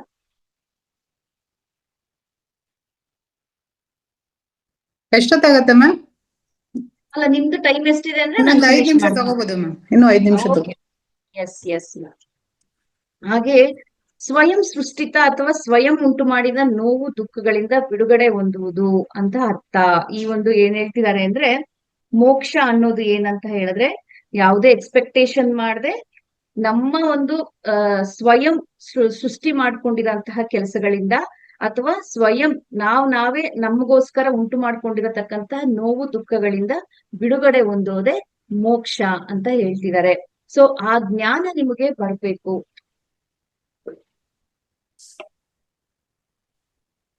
ಎಸ್ ಮಾಸ್ಟರ್ಸ್, ನಮ್ಮಲ್ಲಿರತಕ್ಕಂತ ಎಲ್ಲಾ ಭಯಗಳನ್ನ ಬಿಡ್ತಾ, ಆ ಭಯಗಳನ್ನ ನಾವು ಫೇಸ್ ಮಾಡ್ತಾ ಭಯದಿಂದ ಹೊರಬರುವಂತದ್ದೇ ಮುಕ್ತಿ ಅಂತ ಹೇಳ್ತಿದ್ದಾರೆ ಮಾಸ್ಟರ್ಸ್. ನಾವ್ ಎಷ್ಟು ಜಾಸ್ತಿ ಈ ಭಯವನ್ನ ಫೇಸ್ ಮಾಡ್ತೀವೋ ಅಷ್ಟು ನಾವು ಹೊರಗ್ ಬರ್ಲಿಕ್ಕೆ ಸಾಧ್ಯ ಆಗತ್ತೆ. ಇಲ್ಲಿ ಭಾವನೆ ಅನ್ನೋದು ಬಹಳ ಇಂಪಾರ್ಟೆಂಟ್. ಆವಾಗ ನೀವು ಆ ಒಂದು ಭಯವನ್ನ ಬ್ಯಾಲೆನ್ಸ್ ಮಾಡ್ಲಿಕ್ಕೂ ಕೂಡ ಧೈರ್ಯವಾಗಿ ಇರ್ತೀರಾ. ಮತ್ತೆ ನೆಗೆಟಿವ್ ಇಮೋಷನ್ಸ್ ಇರ್ಬೋದು, ಆಂಗರ್ ಇರ್ಬೋದು, ಜಲಸಿ ಇರ್ಬೋದು, ಫ್ರಸ್ಟ್ರೇಷನ್ಸ್ ಇರ್ಬೋದು, ಈ ಎಲ್ಲಾ ರೀತಿಯ ಎಮೋಷನ್ಸ್ ಗಳು ಡ್ರೈನ್ ಆಗಿ ಬಿಡತ್ತೆ. ಯಾವಾಗ ನೀವು ಭಯದಿಂದ ಫೇಸ್ ಮಾಡ್ಲಿಕ್ಕೆ ನಿಲ್ತಿರೋ, ನಿಮ್ಮಲ್ಲಿರೋ ಎಲ್ಲಾ ರೀತಿಯ ಈ ನಡವಳಿಕೆಗಳು ಕೂಡ ಹೊರ್ಟೋಗುತ್ತೆ ಅಂತ ಹೇಳ್ತಿದ್ದಾರೆ. ಸೊ ಆ ಎಮೋಷನ್ಸ್ ಅನ್ನೋದು ಕೂಡ ಬ್ಯಾಲೆನ್ಸ್ ಆಗಿ ಇಟ್ಕೊಳ್ಬೇಕು ಅಂತ ಹೇಳ್ತಿದ್ದಾರೆ ಮಾಸ್ಟರ್ಸ್. ಈ ರೀತಿ ನಾವು ಒಂದು ಮೋಕ್ಷವನ್ನ, ಜ್ಞಾನವನ್ನ ಪಡಿಬೇಕಂತ ಹೇಳಿದ್ರೆ ಈ ರೀತಿ ಎಲ್ಲ ಸತ್ಯತೆಗಳನ್ನ ನಾವು ಅರ್ಥ ಮಾಡ್ಕೊಳ್ತಾ ಬರ್ಬೇಕಾಗತ್ತೆ. ಯಾವಾಗ ಈ ನಿಜವನ್ನ ನಾವು ಅರ್ಥ ಮಾಡ್ಕೊಳ್ಳಿಕ್ಕೆ ಸಿದ್ಧವಾಗ್ತೀವೋ ಆಗ ನಾವು ಎನ್ಲೈಟನ್ಮೆಂಟ್ ಅನ್ನೋದು ಸಿಗುತ್ತೆ. ಆ ಜ್ಞಾನೋದಯ ಒಂದೋದೇನೆ ಮೋಕ್ಷ ಅಂತ ನಾನಿಲ್ಲಿ ಹೇಳಲಿಕ್ಕೆ ಇಷ್ಟಪಡ್ತೀನಿ ಮಾಸ್ಟರ್ಸ್. ಹಾಗೆ ಇನ್ನೊಂದು ವಿಚಾರವನ್ನ ಹೇಳ್ತಾರೆ. ಈಗ ಪ್ರಾಣಾಯಾಮ ಶರೀರದಲ್ಲಿ 72,000 ನಾಡಿಗಳಿಂದ ಕೂಡಿದೆ. ಅದಕ್ಕಿಂತ ಹೆಚ್ಚು ಇದೆ. ಕೆಲವೊಂದು ಬುಕ್ಸ್ ಗಳಲ್ಲಿ 2,72,000 ನಾಡಿಗಳು ಅಂತ ವ್ಯಕ್ತಪಡಿಸಿದ್ದಾರೆ. ಆದ್ರೆ 72,000 ನಾಡಿಗಳಿಂದ ಕೂಡಿರುವಂತ ಈ ಪ್ರಾಣಮಯ ಶರೀರ, ಈ ನಾಡಿಗಳ ಮೂಲಕ ಶಕ್ತಿಯನ್ನ ಪ್ರಾಣವಾಯು ಚಲನೆ ಸ್ಥೂಲ ದೇಹಕ್ಕೆ ಕಳುಹಿಸುತ್ತೆ ಅಂತ ಹೇಳ್ತಿದ್ದಾರೆ. ನೋಡಿ, ಹಲವಾರು ನಾಡಿಗಳಲ್ಲಿ ಹಲವಾರು ರಂಧ್ರಗಳಿವೆ. ಅದರಲ್ಲಿ ನವದ್ವಾರಗಳು ಮುಖ್ಯವಾದಂಥವು. ಇವುಗಳ ಮೂಲಕ ಶಕ್ತಿ ಅನ್ನೋದು, ನಾವು ತಗೊಂಡಂತಹ ಪ್ರಾಣ ಶಕ್ತಿ ಅನ್ನೋದು ಆ ನಾಡಿಗಳ ಮೂಲಕ ಎಲ್ಲಾ ಕಡೆ ಚಲಿಸ್ತಾ ಇರತ್ತೆ. ಈ ಪ್ರಾಣ ಅನ್ನೋದು ಸ್ಥೂಲ ದೇಹದಲ್ಲಿ ಇರುವ ನವರಂಧ್ರಗಳ ಮೂಲಕ ಹೊರಗೆ ಹೋಗುತ್ತೆ. ನಾನೇನ್ ಹೇಳ್ತಾ ಇದ್ದೀನಿ ಅಂದ್ರೆ, ಯಾರು ಜ್ಞಾನೋದಯವನ್ನ ಹೊಂದ್ತಾರೋ, ಮೋಕ್ಷವನ್ನ ಹೊಂದುತ್ತಾರೋ, ಅವರು ಯಾವ ರೀತಿ ಪ್ರಾಣ ಬಿಡ್ತಾರೆ ಅನ್ನೋ ವಿಚಾರಗಳನ್ನ ಇಲ್ಲಿ ತಿಳಿಸ್ತಾ ಇದ್ದೀನಿ ಮಾಸ್ಟರ್ಸ್. ಹೀಗೆ ಹೊರಬಂದ ಪ್ರಾಣ ತನ್ನ ಕರ್ಮಗಳಿಗನುಸಾರವಾಗಿ ಮತ್ತೊಂದು ದೇಹನ ತೆಗೆದುಕೊಳ್ಳುತ್ತೆ, ಎಲ್ಲರಿಗೂ ಗೊತ್ತು.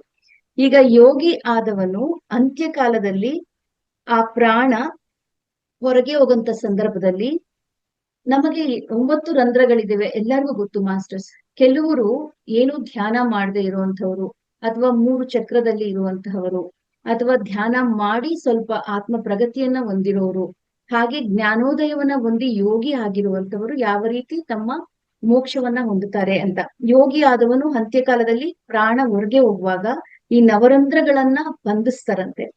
ಸುಷುಮ್ನ ನಾಡಿ ಮೂಲಕ ಊರ್ಧ್ವ ಮುಖವಾಗಿ ಬ್ರಹ್ಮರಂಧ್ರವನ್ನ ಛೇದಿಸಿ ಪ್ರಾಣ ಹೋಗುತ್ತೆ ಅವ್ರದ್ದು ಅಂತ ಹೇಳ್ತಿದ್ದಾರೆ. ಈಗ ಯಾರು ಯೋಗಿಗಳಿರ್ತಾರೋ ಅವ್ರಿಗೆ ಪ್ರಾಣ ಈ ಸಹಸ್ರಾರದ ಮೂಲಕ ಪ್ರಾಣ ಹೋಗುತ್ತೆ. ಅದು ಬಿಟ್ರೆ ನಾರ್ಮಲ್ ವ್ಯಕ್ತಿಗಳಿಗೆ ಕೆಲವ್ರಿಗೆ ಕಣ್ಣಲ್ಲಿ ಹೋಗುತ್ತೆ, ಕೆಲವ್ರಿಗೆ ಮೂಗಲ್ಲಿ ಹೋಗುತ್ತೆ, ಕೆಲವ್ರಿಗೆ ಬಾಯಲ್ಲಿ ಹೋಗುತ್ತೆ. ನೀವೆಲ್ಲ ಕೇಳಿರ್ಬೋದು, ಕಣ್ಣಿಂದ ಪ್ರಾಣ ಬಿಟ್ಟಿರ್ತಾರೆ, ಕಣ್ಣು ಹಾಗೆ ಓಪನ್ ಆಗಿರುತ್ತೆ.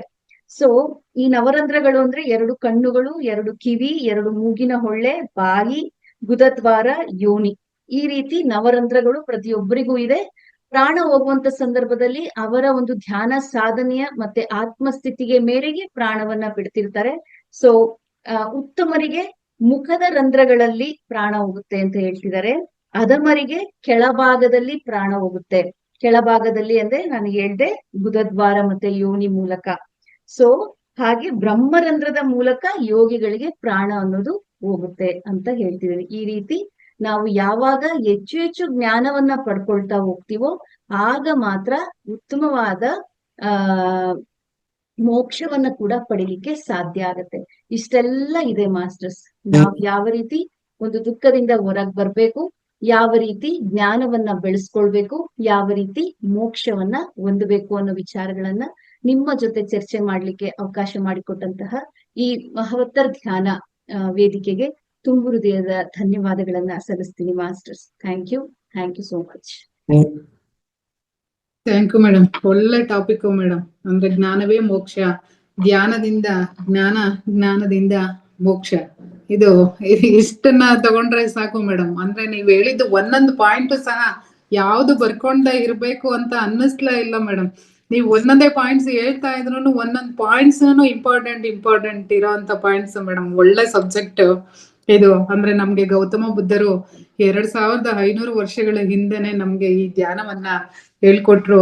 ಅದ್ರ ಜೊತೆಗೆ ಅವ್ರು ಪಾಲಿಸಿದಂತಹ ಅಷ್ಟಾಂಗ ಮಾರ್ಗಗಳು, ಅಂದ್ರೆ 8 ಮಾರ್ಗಗಳು, ಯಾವ ರೀತಿ ಒಂದು ಮನುಷ್ಯ ಆದವನು ಆ ಮಾರ್ಗಗಳನ್ನ ಅನುಸರಣೆ ಮಾಡಿದ್ರೆ ನಮ್ಮ ಜೀವನ ಸುಲಲಿತವಾಗಿ ನಡೆಸ್ಕೊಂಡು ಹೋಗ್ಬೋದು.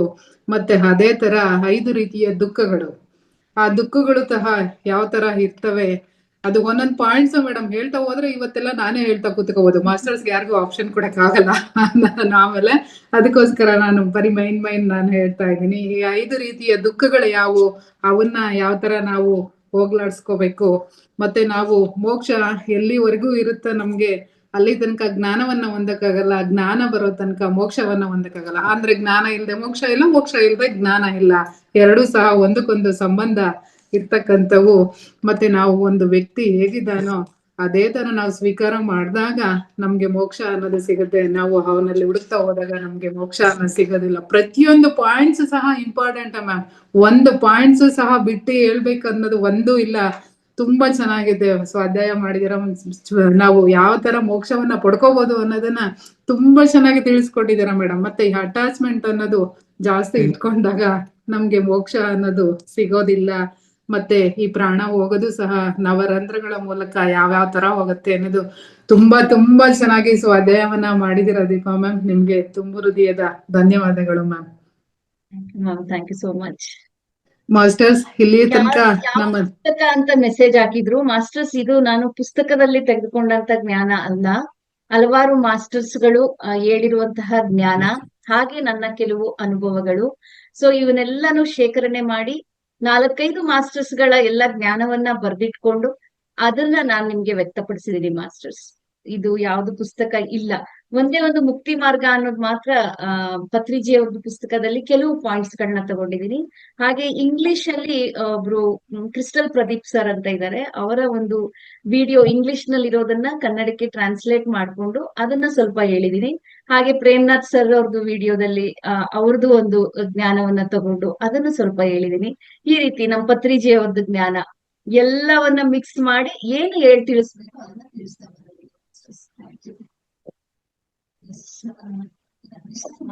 ವಾಯ್ಸ್ ಬ್ರೇಕ್ ಆಗ್ತಾ ಇದೆ ಮ್ಯಾಮ್. ವಾಯ್ಸ್ ಅಂದ್ರೆ ಸೌಂಡ್ ಕಡಿಮೆ ಆಗ್ತಾ ಇದೆ. ನಂದ ಹೌದು ಮ್ಯಾಮ್, ಈಗ ಕ್ಲಿಯರ್ ಇದೆ, ಮಾತಾಡಿ. ಒಂದೆರಡು ವರ್ಡ್ ಕಮ್ಮಿ ಆಯ್ತು. ಅದೇ ಇದು ಯಾವ ಪುಸ್ತಕದಿಂದ ನೀವು ಹೇಳ್ತಾ ಇದ್ದೀರಾ ಅಂತ ಮೆಸೇಜ್ ಹಾಕಿದ್ರು. ಸೊ ಇದು ಯಾವ ಪುಸ್ತಕದಲ್ಲ, ಹಲವಾರು ಮಾಸ್ಟರ್ಸ್ ಗಳು, ಸೀನಿಯರ್ ಮಾಸ್ಟರ್ಸ್ ಗಳು ಕೊಟ್ಟಿರುವಂತಹ ಜ್ಞಾನವಾದ ಶೇಖರಣೆ. ಹಾಗೆ ನನ್ನ ಕೆಲವು ಅನುಭವ ಇಂಗ್ಲಿಷ್ ನಲ್ಲಿ ಒಂದು ವಿಡಿಯೋ ಇತ್ತು, ಅದನ್ನ ನಾನು ಕನ್ನಡಕ್ಕೆ ಟ್ರಾನ್ಸ್ಲೇಟ್ ಮಾಡ್ಕೊಂಡು ಸ್ವಲ್ಪ ವಿಚಾರಗಳನ್ನು ಕೂಡ ತಿಳಿಸ್ಕೊಟ್ಟಿದ್ದೀನಿ ಮಾಸ್ಟರ್ಸ್, ಅಷ್ಟೇ. ಇದ್ರಿಂದಾನೇ ಗೊತ್ತಾಗತ್ತೆ ಮೇಡಮ್ ನೀವ್ ಎಷ್ಟು ತಿಳ್ಕೊಂಡಿದೀರಾ ಅಂತ. ಅಂದ್ರೆ ಒಂದು ಬುಕ್ ಅಲ್ಲಿ ಇದ್ರೆ ಆ ಬುಕ್ ಅನ್ನ ಒಂದನ್ನ ಓದ್ಕೊಂಡು ಹೋಗೋದು ದೊಡ್ಡ ಪ್ರಶ್ನೆ ಅಲ್ಲ. ಹಲವಾರು ಬುಕ್ಗಳನ್ನ ಶೇಖರಣೆ ಮಾಡಿ ಈ ಮುಖ್ಯವಾದಂತ ಪಾಯಿಂಟ್ಸ್ ಗಳನ್ನ ನೀವು ಅಂದ್ರೆ ಪಾಯಿಂಟ್ಸ್ ಮಾಡ್ಕೊಂಡು ಈ ತರ ಸ್ವಾಧ್ಯಾಯವನ್ನ ಕೊಟ್ಟಿರೋದು ತುಂಬಾ ದೊಡ್ಡ ಇದು ಸಾಧನೆ ಮೇಡಮ್ ನಿಮ್ದು. ಈ ವಿಷಯನ ಇನ್ನು ಇದ್ರೆ ಇನ್ನು ಕೇಳ್ತಾನೆ ಇರ್ಬೇಕು. ಇಷ್ಟ ಬೇಗ ಟೈಮ್ ಆಗೋಯ್ತಾ ಅನ್ನೋ ರೀತಿ ನನ್ಗೆ ಫೀಲ್ ಆಯ್ತು ಮ್ಯಾಮ್. ತುಂಬಾ ಒಳ್ಳೆ ಸಬ್ಜೆಕ್ಟ್ ಮೇಡಮ್. ಅದ್ರಲ್ಲಿ ನೀವು ತುಂಬಾ ಚೆನ್ನಾಗಿ ನೀವು ತಿಳಿಸ್ಕೊಟ್ಟಿದ್ದೀರಾ ಮೇಡಮ್ ಈ ಟಾಪಿಕ್ ಬಗ್ಗೆ. ಮಾಸ್ಟರ್ ಇಲ್ಲೇ ತನಕ ನಮ್ಮ ದೀಪಾ ಮೇಡಮ್ ಅವರು ಜ್ಞಾನವೇ ಮೋಕ್ಷ ಅನ್ನೋ ಸಬ್ಜೆಕ್ಟ್ ಬಗ್ಗೆ ತುಂಬಾ ಚೆನ್ನಾಗಿ ತಿಳಿಸ್ಕೊಟ್ಟಿದ್ದಾರೆ. ನಿಮ್ಗೆ ಏನೇ ಕ್ವಶನ್ಸ್ ಗಳಿದ್ರು ಅಥವಾ ನಿಮ್ಮ ಅನಿಸಿಕೆಗಳಿದ್ರು ಮೇಡಮ್ ಹತ್ರ ಶೇರ್ ಮಾಡ್ಕೊಳ್ಳಿ. ಮೇಡಮ್ ಇದು ಏನಂದ್ರೆ ನಮ್ಮ ಮಾಸ್ಟರ್ಸ್ ಅಂದ್ರೆ ಮಿಸ್ ಮಾಡ್ಕೊಂಡ್ರು ಅಂತ ಹೇಳ್ಕೋತೀನಿ ಮೇಡಮ್. ಒಂದು ಹಬ್ಬದ ಕಾರಣದಿಂದ ಎಲ್ಲ ತುಂಬಾ ಕಡಿಮೆ ಮಾಸ್ಟರ್ಸ್ ಇದ್ದಾರೆ, ಆದ್ರೆ ಸಬ್ಜೆಕ್ಟ್ ಒಳ್ಳೇದಿದೆ, ತುಂಬಾ ತಿಳ್ಕೊಳ್ಳೋ ಅಂತ ಸಬ್ಜೆಕ್ಟ್ ಇದು. ಎಲ್ಲಾರು ಅಂದ್ರೆ ಇವತ್ತು ಯಾರು ಇಲ್ವೋ ಅವರೆಲ್ಲ ಇದ್ರ ಬಗ್ಗೆ ತುಂಬಾ ಮಿಸ್ ಮಾಡ್ಕೊಂಡ್ರಿ ಸಬ್ಜೆಕ್ಟ್ ಬಗ್ಗೆ ಅಂತ ನಾನು ಹೇಳೋದಕ್ಕೆ ಇಷ್ಟಪಡ್ತೀನಿ. ರಮೇಶ್ ಸರ್ ನಿಮ್ದು ಕೋಸ್ಟ್ ಇದೆ, ಅನ್ಮ್ಯೂಟ್ ಮಾಡ್ಕೊಂಡು ಮಾತಾಡಿ ಸರ್. ಮೇಡಮ್ ದೀಪಾವಳಿ ಹಬ್ಬದ ಶುಭಾಶಯಗಳು. ದೀಪದಿಂದ ದೀಪವ ಹಚ್ಚಬೇಕು ಮಾನವ ಅಂತಾರಲ್ಲ, ಹಂಗೆ ಪ್ರೀತಿಯಿಂದ ಪ್ರೀತಿ ಹಂಚಲು ಅಂತಾರಲ್ಲ, ಹಂಗೆ ಅದೇ ತರ ಹಾಡಿದೆ ಪೂರ್ತಿ. ಆದ್ರೆ ಎಷ್ಟು ಚೆನ್ನಾಗಿ ಹೇಳಿದ್ರಿ ಎಲ್ಲ ಪೂರ್ತಿ ಪ್ರತಿಯೊಂದನ್ನು ಇದರಲ್ಲಿ. ಯಾಕೆಂದ್ರೆ ನನಗೆ ಒಂದು 100 ಕ್ವಶನ್ಗಳಿದೆ. ಇದನ್ನ ಯಾವತ್ತೂ ನಾನು ಸಂಶೋಧನೆ ಮಾಡ್ತಾ ಬರ್ತಾ ಇದ್ದೀನಿ. ಏನು ಅಂತ ನಾವು ಮುಕ್ತಿ ಪಡಿಬೇಕು ಮಾಡ್ಬೇಕು ಅಂತ ಏನೇನೋ. ಕೆಲವರು ನಾವ್ ಏನ್ ಮಾಡ್ತಾರೆ, ಕೆಲವರೆಲ್ಲ ನಮ್ಮ ಹಿಂದೂ ಸಂಪ್ರದಾಯದಲ್ಲಿ ಕಾಶಿಗೆ ಹೋಗಿ ಅಲ್ಲಿ ಸತ್ರೆ ಅಲ್ಲಿ ಮೋಕ್ಷ ಪಡಿತಾರೆ ಅಂತ ಹೇಳ್ತಾರೆ. ಅದ್ರ ಬಗ್ಗೆ ಸುಮಾರು ಒಂದು ಇದ್ರ ಬಗ್ಗೆ ನನಗೆ 100-150 ಕ್ವಶನ್ಸ್ ಇದೆ, ಯಾವ್ದಾದ್ರು ಬೇರೆ ಡಿಫ್ರೆಂಟ್ ಕ್ವಶನ್ಸ್. ಅಂದ್ರೆ ತುಂಬಾ ಚೆನ್ನಾಗಿ ನೀವು ಎಲ್ಲ ತಿಳಿಸ್ಕೊಟ್ರಿ. ಅದಕ್ಕೋಸ್ಕರ ಧನ್ಯವಾದಗಳು. ತುಂಬಾ ಚೆನ್ನಾಗಿತ್ತು, ಇಂಟ್ರೆಸ್ಟಿಂಗ್ ಆಗಿತ್ತು ಎಲ್ಲ. ನೀವ್ ಏನೇನು ಹೇಳಿದ್ರು ಒಂದು ಆಡ್ ಮಾಡ್ತೀನಿ ಸರ್. ಕುರುಕ್ಷೇತ್ರ ಯುದ್ಧ ಆದ್ಮೇಲೆ ಪಾಂಡವರು ಎಷ್ಟೊಂದು ಸಾವು ನೋವುಗಳೆಲ್ಲ ಆಯ್ತು. ನಾವು ಕಾಶಿಗೆ ಹೋಗಿ ಸ್ನಾನ ಮಾಡಿ ನಮ್ಮ ಪಾಪ ಕರ್ಮಗಳನ್ನೆಲ್ಲ ತೊಡ್ಕೊಳ್ತೀವಿ ಅಂತ ಹೇಳಿ ಹೋಗುವಾಗ ಕೃಷ್ಣನ್ಗೆ ಹೇಳಿ ಕೃಷ್ಣ ಹೌದಾ ಇನ್ನ ಅರ್ಥ ಆಗ್ಲಿಲ್ವಾ ನಿಮ್ಗೆ ಅಂತ ಹೇಳ್ಬಿಟ್ಟು ಮನ್ಸಿನಲ್ಲಿ ಒಂದು ಸೋರೆಕಾಯಿನೋ ಏನೋ ಕೊಟ್ಟು ಕಳಿಸ್ತಾನಂತೆ, ಇದು ತಗೊಂಡೋಗಿ ಅಂತ. ನನಗ್ ಬರ್ಲಿಕ್ ಸಾಧ್ಯ ಆಗ್ತಾ ಇಲ್ಲ, ನನ್ ಬದ್ಲಿಗೆ ಈ ಸೋರೆಕಾಯಿನ ತಗೊಂಡೋಗಿ ಅಂತ. ಸೊ ಅವರೆಲ್ಲಾ ಯಾತ್ರೆಗಳನ್ನ ಮುಗಿಸಿ ಆ ಸೋರೆಕಾಯಿನೂ ಅವ್ರ ಜೊತೆಗೆ ಅದೇ ಗಂಗೆಲಿ ಮುಳುಗಿದ್ರೆ ಪಾಪ ಕಳಿಯುತ್ತೆ ಅನ್ನೋ ಭ್ರಮೇಲಿ ಇರ್ತೀವಲ್ಲ ಸರ್, ಅದೇ ರೀತಿ ಅವರು ಎಲ್ಲಾ ನದಿ ಹೋಗಿ ಹೋಗಿ ಮುಳುಗಿ ಆ ಸೋರೆಕಾಯಿನ ಮುಳುಗಿಸಿ ತಗೊಂಡ್ಬಂದ್ರಂತೆ. ಸೊ ತಂದು ನೆಕ್ಸ್ಟ್ ಕೃಷ್ಣನಿಗೆ ಕೊಟ್ಟು ಅದನ್ನ ಅಡಿಗೆ ಮಾಡಿ ತಿನ್ನಿ ಅಂತ ಹೇಳದಂತೆ. ಸೊ ಅಡಿಗೆ ಮಾಡಿ ತಿಂದ್ರೆ ಅದು ಕಹಿ ಇತ್ತಂತೆ. ಸೊ ಅವಾಗ ಕೃಷ್ಣ ಕೇಳದ್ನಂತೆ, ಅಲ್ಲ ಇದು ಕಹಿ ಇದೆ ಅಂತ ಅಂದ್ಮೇಲೆ ಇದೆಲ್ಲಾ ಪಾಪ ಕರ್ಮಗಳನ್ನ ತೊಳ್ಕೊಂಡಿದ್ರೆ ಅದು ಸಿಹಿ ಆಗ್ಬೇಕಿತ್ತಲ್ಲ, ಯಾಕೆ ಇನ್ನ ಕಹಿ ಇದೆ? ಎಷ್ಟು ದಡ್ರಿದೀರಾ ನೀವು, ನೀರಲ್ಲಿ ಮುಳುಗಿ ಎದ್ರೋದ್ರಿಂದ ಪಾಪ ಕಳಿಯೋದಿಲ್ಲ, ಅದು ಸಾಧನೆ ಮಾಡ್ಬೇಕು. ಸಾಧನೆ ಮಾಡಿ ಜ್ಞಾನ ತಗೊಂಡು ನೀವು ಕರ್ಮಗಳನ್ನ ಕಳ್ಕೋಬೇಕು. ಎಲ್ಲೋ ದೇವಸ್ಥಾನಕ್ಕೆ ಹೋಗಿ ಪೂಜೆ ಮಾಡೋದ್ರಿಂದ, ಎಲ್ಲೋ ತೀರ್ಥಯಾತ್ರೆ ಮಾಡೋದ್ರಿಂದ, ಯಾವ್ದೋ ನದಿಲಿ ಮುಳುಗೋದ್ರಿಂದ ನಿಮ್ಮ ಕರ್ಮಗಳು ಕಳಿಯೋದಿಲ್ಲ, ಅರ್ಥ ಮಾಡ್ಕೊಳ್ಳಿ ಅಂತ ಆ ಒಂದು ವಿಚಾರವನ್ನ ಹೇಳಿದ್ದಂತೆ. ಅದ ನೆನ್ಪಾಯ್ತು ನನಗೀಗ. ಅದೇ ನೀವು ಹೇಳ್ತಿರಲ್ಲ, ಕಾಶಿ ವಾರಣಾಸಿ ಕಾಳಹಸ್ತಿ ರಾಮೇಶ್ವರ ಏಸು ದೇಶ ತಿರುಗಿದ್ದರು ಬಾಗೋದಿಲ್ಲ, ಅಲ್ಲಿ ಹೋಗೋದಿಲ್ಲ. ದೋಷನಾಶಿ ಕೃಷ್ಣವೇಣಿ ಗಂಗೆ ಗೋದಾವರಿ ಬಾಬಾ ಇದೆಲ್ಲ ಹಾಡು ತುಂಬಾ ಚೆನ್ನಾಗಿದೆ ಅದು. ಹಂಗಾಗಿ ನೀವು ಕರೆಕ್ಟ್ ಹೇಳಿದ್ರಿ. ನಮ್ ಪತ್ರಿಜಿದಿಯವರು ನೋಡಿ ಎಷ್ಟು ಸುಲಭವಾಗಿ ಹೇಳ್ಕೊಟ್ಬಿಟ್ರು ನೋಡ್ರಿ, ಎಷ್ಟು ಏನ್ ಕಾಂಪ್ಲಿಕೇಶನ್ ಇಲ್ಲ. ನೀವು ಎಷ್ಟೋ ಗೊಂದಲಗಳೆಲ್ಲ ಮಾಡ್ಕೊಂಡು ಬದಲು ಪತ್ರಿಜಿಯವರು ಒಂದೇ ಒಂದ್ ಹೇಳಿದ್ರು, ಓಕೆ ಆನಾಪಾನ ಧ್ಯಾನ ಮಾಡಿ ಅಂತ, ಸತಿ ಧ್ಯಾನ ಮಾಡಿ ಅಂತ ಹೇಳಿದ್ರಲ್ಲ, ಅದ್ರ ಬಗ್ಗೆ ಮಾಡ್ಬಿಟ್ರೆ ಎಷ್ಟು ನಮ್ಗೆ ತೃಪ್ತಿ ಸಿಗುತ್ತೆ, ಮತ್ತೆ ಯಾವ ತರ ನಾವು ಮೋಕ್ಷನ್ ಪಡಿಯಕ್ಕೆ ತುಂಬಾ ಸುಲಭವಾಗುತ್ತೆ ಅಲ್ವಾ. ಹಂಗಾಗಿ ನಾವು ಎಷ್ಟೋ ಓದ್ತಾ ಇರ್ತೀವಿ. ಅವ್ರು ಒಂದೊಂದು ಧರ್ಮದವರು ಏನ್ ಗೊತ್ತಾ ಗೀತಾ ಅವರೇ, ದೀಪ ಅವರೇ, ಒಂದೊಂದು ಧರ್ಮದವರು ಬೇರೆ ಬೇರೆ ರೀತಿನಲ್ಲಿ ಯಾವ ತರ ಮೋಕ್ಷ ಪಡಿಬೇಕು ಅಂತ ಹೇಳ್ತಾರೆ. ಆದ್ರೆ ನಮ್ಗೊಂದ್ ಪ್ರಶ್ನೆ ಇಲ್ಲಿ ಏನ್ ಉದ್ಭವ ಆಗೋದು ಗೊತ್ತಾ, ನನ್ಗೆ ಇವಾಗ ಮೋಕ್ಷ ಪಡೆದಿದೆ ಅಂತ ನಮ್ಗೆ ಗೊತ್ತಾಗೋದು ಹಿಂಗೆ? ಮೋಕ್ಷ ಪಡೆದಿದೆ ಅಂತ ನಮ್ಗೆ ಗೊತ್ತಾಗೋದು ಹೇಗೆ ಅಂತ ಅಂದ್ರೆ ಏನೇ ದುಃಖ, ಈಗ ಏನೇ ಒಂದು ಕಾಯಿಲೆ ಇರ್ಲಿ, ಒಂದು ದುಃಖ ಇರ್ಲಿ, ನೋವು ಅನ್ನೋದಿರುತ್ತೆ. ನೋವು ಅನ್ನೋದು ಕಾಮನ್. ನರಳಾಟ ಇರಬಾರ್ದು. ನರಳಾಟ ಇಲ್ಲ, ಆ ನೋವನ್ನ ನೀವು ವರವಾಗಿ ಸ್ವೀಕಾರ ಮಾಡ್ತಾ ಇದ್ದೀರಾ ಅಂದ್ರೆ ನಿಮಗೆ ಅಲ್ಲಿ ಎನ್ಲೈಟನ್ ಆಗಿದೆ, ನೀವು ಮೋಕ್ಷಕ್ಕೆ ಹತ್ರ ಆಗಿದ್ದೀರಾ ಅಂತ ಅರ್ಥ. ಸೊ ಹಾರ್ಮೋನಿಯಸ್ ಪ್ರತಿ ಒಂದ್ರಲ್ಲೂ ಕೂಡ ಬಂದ್ರೆ ಬರ್ಲಿ, ಹೋದ್ರೆ ಹೋಗ್ಲಿ, ಇದ್ರೆ ಇರ್ಲಿ, ಈ ರೀತಿಯ ಜೀವನ ಯಾರಲ್ಲಿ ಇದೆಯೋ ಅವರೆಲ್ಲ ಎನ್ಲೈಟನ್ ಆಗಿದ್ದಾರೆ. ಯಾರು ನನಗೆ ನೋವು, ನನಗೆ ದುಃಖ ಅಂತ ನರಳಾಡ್ತಿದಾರೋ ಅವರು ಧ್ಯಾನಿಗಳು ಅಲ್ಲ, ಮತ್ತೆ ಜ್ಞಾನೋದಯವನ್ನು ಹೊಂದಿಲ್ಲ, ಮೋಕ್ಷಕ್ಕೆ ಹತ್ತಿರವಾಗಿ ಇಲ್ಲ ಅಂತ ಅರ್ಥ. ನೀವ್ ಹೇಳೋ ಪ್ರಕಾರ ಸಂತನೆಂದರೆ ಯಾರು, ದಿವ್ಯತೆಯ ಪಡೆದವನು. ಸಂತನೆಂದರೆ ಯಾರು, ದಿವ್ಯತೆಯ ಪಡೆದವನು. ಅದು ಒಂದು ಇದೆ ಹಾಡಿದೆ, ತುಂಬಾ ಚೆನ್ನಾಗಿದೆ ಅದು ಹಾಡು.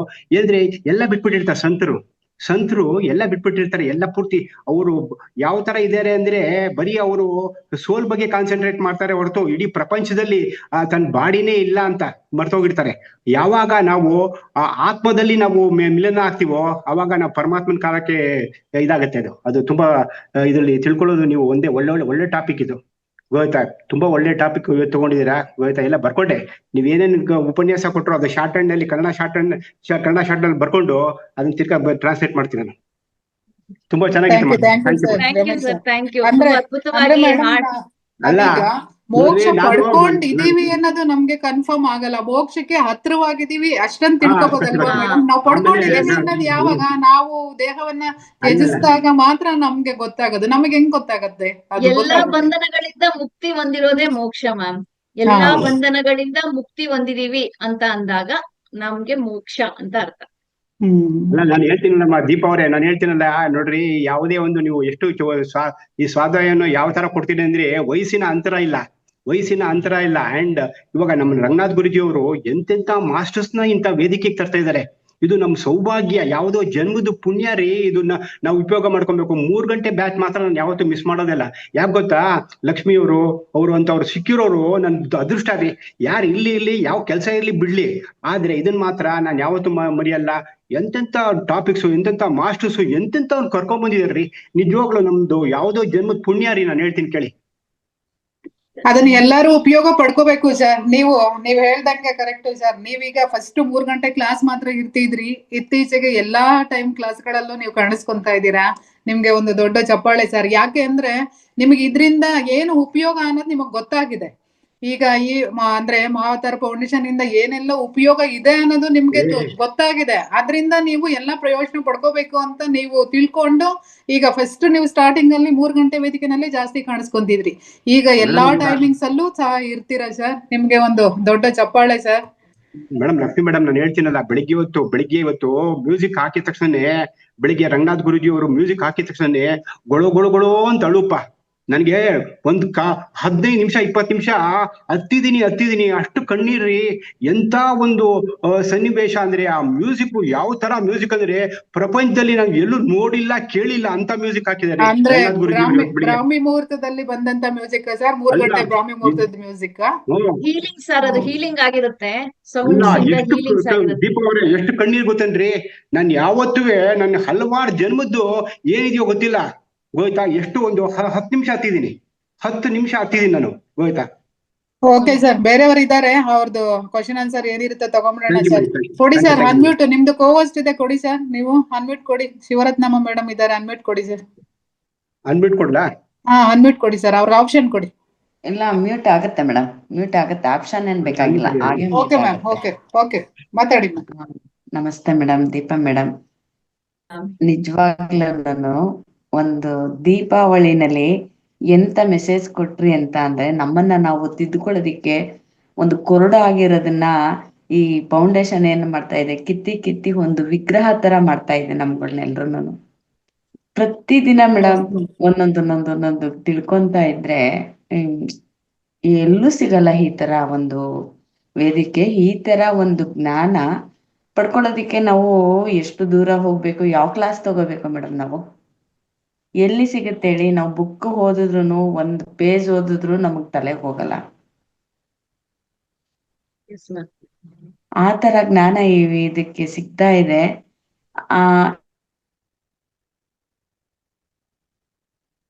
ಶಿವರತ್ನ ಮ್ಯಾಮ್ ಅನ್ಮ್ಯೂಟ್ ಮಾಡ್ಕೊಳ್ಳಿ, ಮ್ಯೂಟ್ ಆಯ್ತದು. ಮೇಡಮ್ ಮಾತಾಡಿ ಮ್ಯಾಮ್. ಕೇಳಿಸ್ತಾ ಇದೆ, ಈಗ ಮಾತಾಡಿ. ಫಸ್ಟ್ ಇಂದ ಮಾತಾಡಿದ್ ಕೇಳಿಸಿಲ್ವಾ ಮೇಡಮ್? ಕೇಳಿಸ್ತು, ಈಗ ಮಾತ್ರನೇ ಮ್ಯೂಟ್ ಆಯ್ತು. ಮಾತಾಡಿ.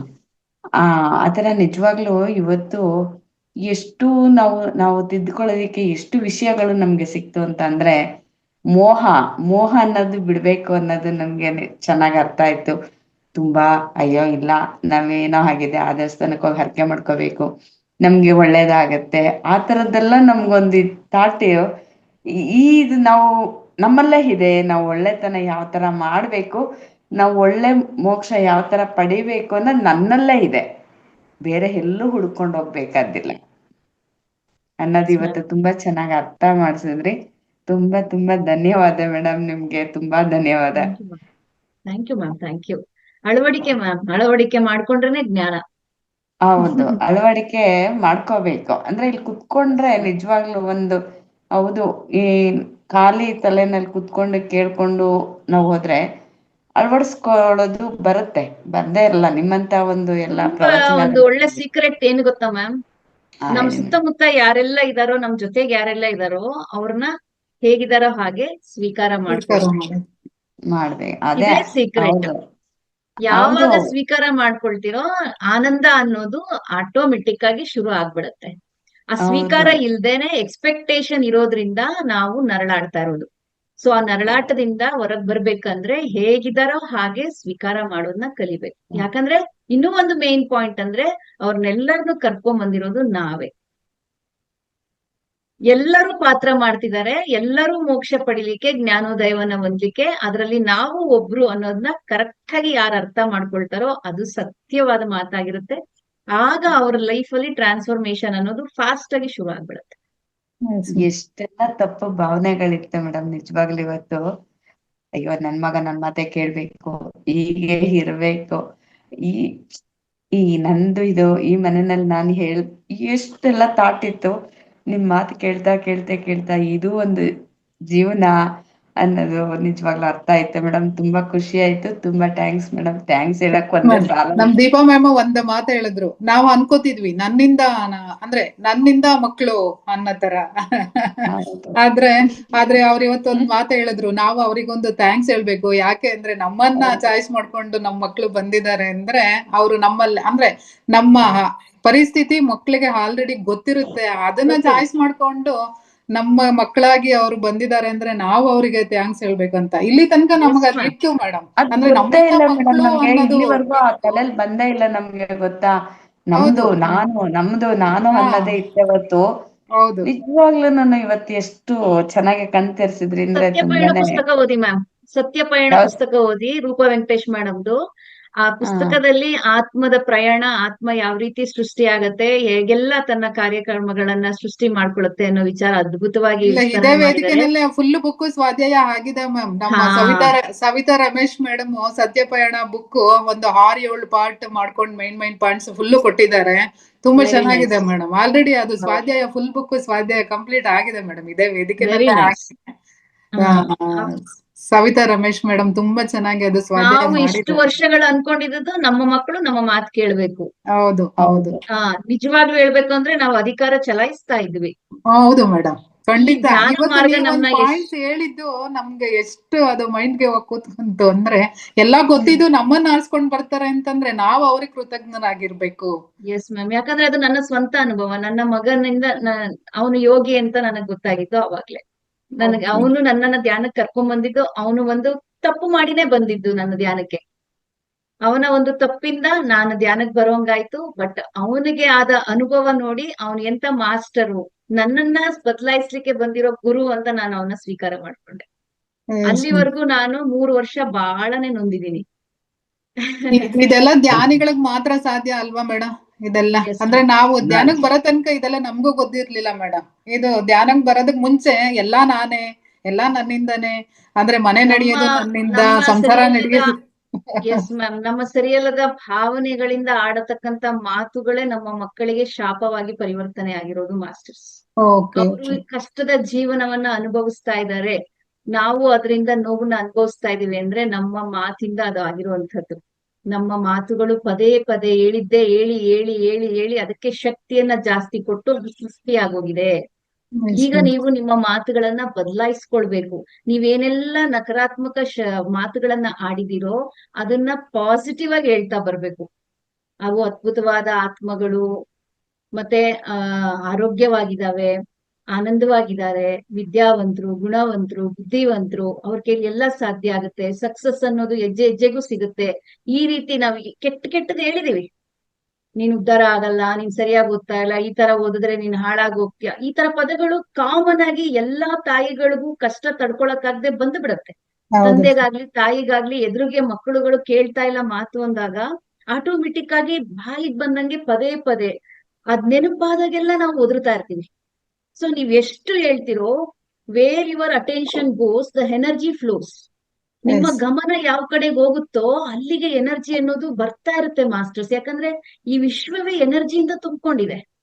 ನಾವು ಈಗ ಒಂದು ನೆಗೆಟಿವ್ ಥಾಟ್ ನ ರಿಲೀಸ್ ಮಾಡಿದ್ರೆ ಅದು 33,000 ಟೈಮ್ಸ್ ರಿಪೀಟ್ ಆಗುತ್ತಂತೆ. ಸಬ್ ಕಾನ್ಶಿಯಸ್ ಮೈಂಡ್ ಅಲ್ಲಿ ಸ್ಟೋರ್ ಆಗಿರೋದು 33,000 ಟೈಮ್ಸ್ ರಿಪೀಟ್ ಆಗುತ್ತಂತೆ. ಅದಕ್ಕೋಸ್ಕರ ನಮ್ಮ ಆಲೋಚನಾ ವಿಧಾನವನ್ನ, ನಮ್ಮ ವಾಕನ್ನ ಬದಲಾಯಿಸ್ಕೊಳ್ಳೋಣ. ಪಾಸಿಟಿವ್ ಆಗಿ, ಮಿರಾಕ್ಯುಲಸ್ ಆಗಿ ಮಾತಾಡೋಣ. ಅದ್ಭುತವಾದ ಆಲೋಚನೆಯಿಂದ ಮಾತಾಡೋಣ. ಎಷ್ಟೇ ನರಳಾಡ್ತಾ ಇರ್ಲಿ, ಎಷ್ಟೇ ರೋಗಗಳಿರ್ಲಿ, ನಾನು ಆರೋಗ್ಯವಾಗಿದ್ದೇನೆ, ಆನಂದವಾಗಿದ್ದೇನೆ, ನನ್ನ ಮಕ್ಕಳು ಸುಖವಾಗಿದ್ದಾರೆ, ಚೆನ್ನಾಗಿ ಓದ್ತಿದ್ದಾರೆ, ಅವ್ರಿಗೆಲ್ಲದ್ರಲ್ಲೂ ಸಕ್ಸಸ್ ಸಿಗ್ತಾ ಇದೆ. ಈ ಪದಗಳನ್ನ ಬಳಸಿ ಬಳಸಿ ಬಳಸಿ ಅದು ಸಬ್ ಕಾನ್ಶಿಯಸ್ ಮೈಂಡ್ ಅಲ್ಲಿ ಸ್ಟೋರ್ ಆಗಿ ಯಾವಾಗ್ಲೂ ಅದು ರಿಪೀಟ್ ಆಗ್ತಾ ಇರಲಿ ಮಾಸ್ಟರ್ಸ್. ಆಗ ಮಾತ್ರ ನೀವ್ ಅನ್ಕೊಂಡಿದ್ದು ಸಿಗ್ಲಿಕ್ಕೆ ಸಾಧ್ಯ. You create your own reality ಅನ್ನೋ ಮೀನಿಂಗು ಇದೆ. ನೀವು ನಕಾರಾತ್ಮಕ ಭಾಷೆಗಳನ್ನ ಆಡಿ ಆ ನಕಾರಾತ್ಮಕ ಆಲೋಚನೆಗಳಿಂದ ನಿಮ್ಮ ಜೀವನ ನಡೀತಾ ಇದೆ. ಅದನ್ನ ಸಕಾರಾತ್ಮಕವಾಗಿ ಮಾಡ್ಕೊಂಡು ಅದ್ಭುತವಾಗಿ ಮಾಡ್ಕೊಳ್ಳಿ ನಿಮ್ಮ ಜೀವನವನ್ನ.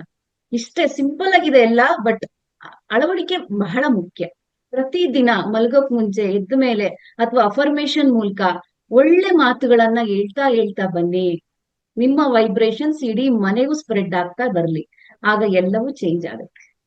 ಖಂಡಿತ ಜಾಸ್ತಿ ಸಮಯ ತಗೊಂಡ್ಬಿಡ್ತೀನಿ. ಸರ್ ಇಲ್ಲ ನಾಗರತ್ನಮ್ಮ ಮೇಡಮ್ಗೆ ಅನ್ಮ್ಯೂಟ್ ಆಪ್ಷನ್ ಕೊಡಿ ಸರ್. ನಮಸ್ತೆ ಮೇಡಮ್, ಅದೇ ಆಗುತ್ತೆ. ನಮಸ್ತೆ ಮಾ.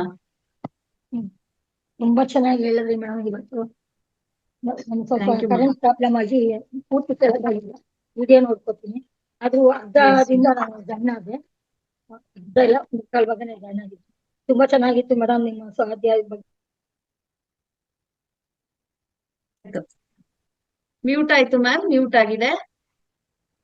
ಮ್ಯೂಟ್ ಆಗಿದೆ ಮ್ಯಾಮ್. ಹಾ, ಈಗ ಸರಿ ಇದೆ ನೋಡಿ. ಇಲ್ಲ, ಮತ್ತೆ ಮ್ಯೂಟ್ ಮಾಡ್ಕೊಳ್ತಿದ್ದಾರೆ. ಆಪ್ಷನ್ ಕೊಡ್ತೀನಿ ನೋಡಿ ನಾಗರತ್ನ ಮ್ಯಾಮ್, ಅನ್ಮ್ಯೂಟ್ ಮಾಡ್ಕೊಳ್ಳಿ. ಆಯ್ತು ಮೇಡಮ್. ತುಂಬಾ ಚೆನ್ನಾಗಿ ಸ್ವಾಧ್ಯಾಯಕ್ಕಿಂತ ನಿಮ್ಗೆ ಪುಸ್ತಕ ಜ್ಞಾನ ಎಲ್ರು ಹೇಳ್ಕೊಟ್ಟಿದ್ದನ್ನ ನೀವು ಮಸ್ತಕಕ್ಕೆ ಹಾಕೊಂಡು ಅದನ್ನ ಉಪಯೋಗ ಪಡ್ಕೊಂಡಿದ್ದೀರಲ್ಲ ಮೇಡಮ್, ಆ ರೀತಿ ನಾವ್ ಆಗ್ಬೇಕು ಅಂತ ಆಸೆ. ಅಂದ್ರೆ ನಮಗೆ ಸ್ವಲ್ಪ ಜ್ಞಾಪಕ ಶಕ್ತಿ ಕಡಿಮೆ ಇರೋದ್ರಿಂದ ತಕ್ಷಣ ಬರ್ಕೋಬೇಕು. ಅದನ್ನೇ ಮತ್ತೆ ನೀವು ಹೋಮ್ವರ್ಕ್ ತರ ಅದನ್ನ ಮಾಡ್ಕೊಂಡು ನಾವು ಮನನ ಮಾಡ್ಕೊಂಡು ಹೋದಾಗ ಮಾತ್ರ ನೀವು ಇಷ್ಟು ಚೆನ್ನಾಗಿ ಹೇಳಿದ್ರಲ್ಲ ಆ ತರ ಹೇಳಕ್ ಸಾಧ್ಯ ಅಂತ ಅನ್ಕೋತೀನಿ. ಆದ್ರೂ ಯಾವ್ದೇ ಒಂದು ಪುರಾಣ ಕಥೆಗಳಲ್ಲಿ ಕೂಡ ಇರಲ್ಲ ಇಷ್ಟೊಂದು ವಿಷಯಗಳೆಲ್ಲ ನೀವು ತುಂಬಾ ಚೆನ್ನಾಗಿ ತಿಳಿಸ್ಕೊಟ್ಟಿದ್ದೀರಾ ಮೇಡಮ್. ತುಂಬಾ ಧನ್ಯವಾದಗಳು ಮೇಡಮ್. ತುಂಬಾ ಧನ್ಯವಾದಗಳು. ಜೊತೆಗೆ ಏನಪ್ಪಾ ಅಂದ್ರೆ ನಾವು ಬುಕ್ನ 10 ಸಾರಿ ಓದ್ಬೋದು ಮೇಡಮ್, ಅರ್ಥ ಮಾಡ್ಕೊಳ್ಳೋ ಶಕ್ತಿ ಕೂಡ ಇರ್ಬೇಕು. ಪುಸ್ತಕದಲ್ಲಿ ಇರುತ್ತೆ, ಯಾವ್ದೋ ಒಂದು ಶ್ಲೋಕ ಹೇಳಿದ್ರೆ ಓದ್ಬಿಡ್ತೀವಿ. ಅದ್ ಅರ್ಥ ತಿಳ್ಕೊಳ್ಳೋದು ಕೆಪಾಸಿಟಿ ಆಗ್ಲಿ, ಅದ್ ಅರ್ಥ ಒಂದು ಪದಕ್ಕೆ 100 ಅರ್ಥ ಇರುತ್ತೆ. ಅದ್ರಲ್ಲಿ ನಮ್ಗೆ ಬೇಕಾದನ್ನ ನಾವ್ ಬೇಕಾದ ರೀತಿ ಉಪಯೋಗಿಸ್ಕೋಬೇಕಲ್ಲ ಮೇಡಮ್. ನಾವು ಧ್ಯಾನ ಮಾಡಿ ಓದಿ ಮ್ಯಾಮ್. ಯಾವುದೇ ಪುಸ್ತಕ ಓದಕ್ ಮುಂಚೆ ಆ ಪುಸ್ತಕ ಬರ್ದಿರುವ ಯಾವ್ದೇ ಮಾಸ್ಟರ್ಸ್ ಗಳಾಗ್ಲಿ ಅವರ ಒಂದು ಚೈತನ್ಯ ಶಕ್ತಿ ಜೊತೆ ನಾನು ಸಂಪರ್ಕವನ್ನ ಬೆಳೆಸ್ತಾ ಅಲ್ಲಿರೋ ಜ್ಞಾನವನ್ನ ತಿಳ್ಕೊಳ್ಳಿಕ್ಕೆ ಇಷ್ಟಪಡ್ತೀನಿ. ಆ ಶಕ್ತಿ ನನಗ್ ಕೊಡಿ ಅಂತ ಹೇಳಿ ಒಂದು 10 ನಿಮಿಷ ಧ್ಯಾನ ಮಾಡಿ ನಂತರ ಪುಸ್ತಕ ಓದಿ ನೀಟಾಗಿ ಅರ್ಥ ಆಗುತ್ತೆ ನೋಡಿ ಮೇಡಮ್. ಸತ್ಯಪಾಯನ ಬುಕ್ ನನಗೆ ವಿಜಯಲಕ್ಷ್ಮಿ ಮೇಡಮ್ ನನಗೆ ಕೂಟಲ ಸಂಗಮದಲ್ಲಿ ಗಿಫ್ಟ್ ಹಾಕ್ಕೊಟ್ಟು ನಾನು ತುಂಬಾ ಇಷ್ಟಪಟ್ಟೆ. ಅವರು ಮಾತಾಡ್ಬೇಕಾದ್ರೆ 2 ಸರಿ ರಿಪೀಟ್ ಮಾಡಿ ಇದೇ ತರ ಕ್ವಶನ್ ಕೇಳಿದ್ದೆ. ನೀವು ತುಂಬಾ ಇಂಟ್ರೆಸ್ಟ್ ಇದೆ ತಗೊಂಡು ಓದಿ ಅಂತ ಅವ್ರು ಗಿಫ್ಟ್ ಕೊಟ್ರು ಮೇಡಮ್. ಅದ್ಮೇಲೆ ನಾನು ಬರ್ಕೊಂಡಿನಿ. ಬಟ್ ನನ್ ಮಗಳು ಒಂದ್ ಸ್ವಲ್ಪ ಅಲ್ಲಿ ಇಟ್ಬಿಟ್ಟು ಇದ್ ಮಾಡ್ಬಿಡ್ತಾಳೆ. ಅದನ್ನ ಎತ್ತಿಟ್ಕೊಂಡು ಮತ್ತೆ ಓದ್ತಾ ಇದೀನಿ ಮೇಡಮ್. ಎಷ್ಟ್ ಸರಿ ಓದಿದ್ರು ನೀವ್ ಹೇಳೋದನ್ನ ಕೇಳಿಸ್ಕೊಂಡ್ರೆ ಎಲ್ಲಾನು ಪಡ್ಕೊಂಡ್ ಬಂದಿರೋದು ನಾವೇ. ಅತ್ತೆ ಆಗ್ಲಿ, ಮೈದಾ ಆಗ್ಲಿ, ನಾದ್ನಿ ಆಗ್ಲಿ, ಇಂಥವ್ರೆಲ್ಲ ನಮ್ ಜೊತೆ ಇರ್ಲಿ ಅಂತ ಕೇಳ್ಕೊಂಡ್ ಬಂದಿರೋದು ನಾವೇ ಅಂತ ನನ್ನೊಬ್ಳು ಮಗಳು ನಾನು ಡೈಲಿ ಹೇಳ್ತಿರ್ತೀನಿ ಮೇಡಮ್. ನೀ ಪಡ್ಕೊಂಬಂದಿದ್ದು, ನೀ ಕೇಳ್ಕೊಂಬಂದಿದ್ದು, ನೀನೇ ಎಲ್ಲ ತಂದಿರೋದು, ನಾನೇನು ಮಾಡಿದ್ದಲ್ಲ. ಈಗ ನಾನು ಇಂಥವ್ರ ಕಡೆ ಮದುವೆ ಮಾಡಿದೆ ಅದು ಇದು ಅಂತ ಹೆಣ್ಮಕ್ಳುಗಳು ಅಂತಿರ್ತಾರೆ. ಏನಾದ್ರು ಸ್ವಲ್ಪ ಸಣ್ಣ ಪುಟ್ಟ ಕಷ್ಟ ಬಂದ್ರೆ ನೀನ್ ತಾನೇ ಮಾಡ್ಬಿಟ್ಟೆ, ನಾವ್ ಅನ್ಭವಿಸ್ಬೇಕು ಅಂತಾರೆ. ಅದ್ ನಾನ್ ಹೇಳೋದು ಇವಾಗ ನನಗೂ ಗೊತ್ತಿರ್ಲಿಲ್ಲ. ಹೌದು, ನಾವು ನಮ್ ತಂದೆ ತಾಯಿಗಳಿಗೆ ಅದೇ ಕ್ವಶನ್ ಹಾಕಿದ್ವಿ ನಾವು, ನೀವ್ ಮಾಡಿದ್ರಿ ನೋಡಿ ನಾವ್ ಅನ್ಭವಿಸ್ಬೇಕು ಅಂತ. ಅದಕ್ಕೆ ಈಗ ನಾನು ಹೇಳ್ತಾ ಇದೀನಿ, ನೀವ್ ತಿಳ್ಕೊಂಡ್ಮೇಲೆ ಆ ಪುಸ್ತಕ ಒಂದ್ಸಲ ತಗೊಂಡೋಗ್ ಕೊಟ್ಟೆ ಓದಕ್ಕೆ ಅಂತ ಟೈಮ್ ಆಗಿಲ್ಲ. ಈಗ ನಾವು ಕ್ವಶನ್ ಎಲ್ಲ ಕೇಳಿ ನೀವು ಆನ್ಸರ್ ಹೇಳ್ತಿರಲ್ಲ ಮೇಡಮ್ ನಮ್ ಕ್ವಶನ್ಗಳಿಗೆ, ಅದನ್ನ ರೆಕಾರ್ಡ್ ಇಟ್ಟಿತ್ತು ಮೊದ್ಲು. ಆತರ ರೆಕಾರ್ಡ್ ಇದ್ದಿದ್ರೆ ಈಗ ನೀವು ಕೊನೆಯಲ್ಲಿ ಹೇಳಿದ್ರಲ್ಲ ಮೇಡಮ್, ಆ ಪಾಯಿಂಟ್ 10 ಜನಕ್ಕೆ ನೀವು ಆನ್ಸರ್ ಕೊಡ್ತಿರಲ್ಲ, ಅದು ತುಂಬಾ ವಿಷಯಗಳಿದೆ. ನೀವು ಹೇಳಿದ್ರೆ ಆ ವಿಷಯಗಳು ನನಗೆ ಬೇಕಾಗಿತ್ತು. ನನಗೆ ಆ ಟೈಮ್ ಸರಿಯಾಗಿ ಸಿಕ್ತು. ಯೂಟ್ಯೂಬ್ ನಿಧಾನಕ್ಕೆ ನೋಡ್ಕೋಬಹುದು. 10 ಜನದ ಕ್ವಶನ್ ಅಲ್ಲಿ ನಮ್ಗೆ ಆನ್ಸರ್ ಸಿಗುತ್ತೆ ಮೇಡಮ್.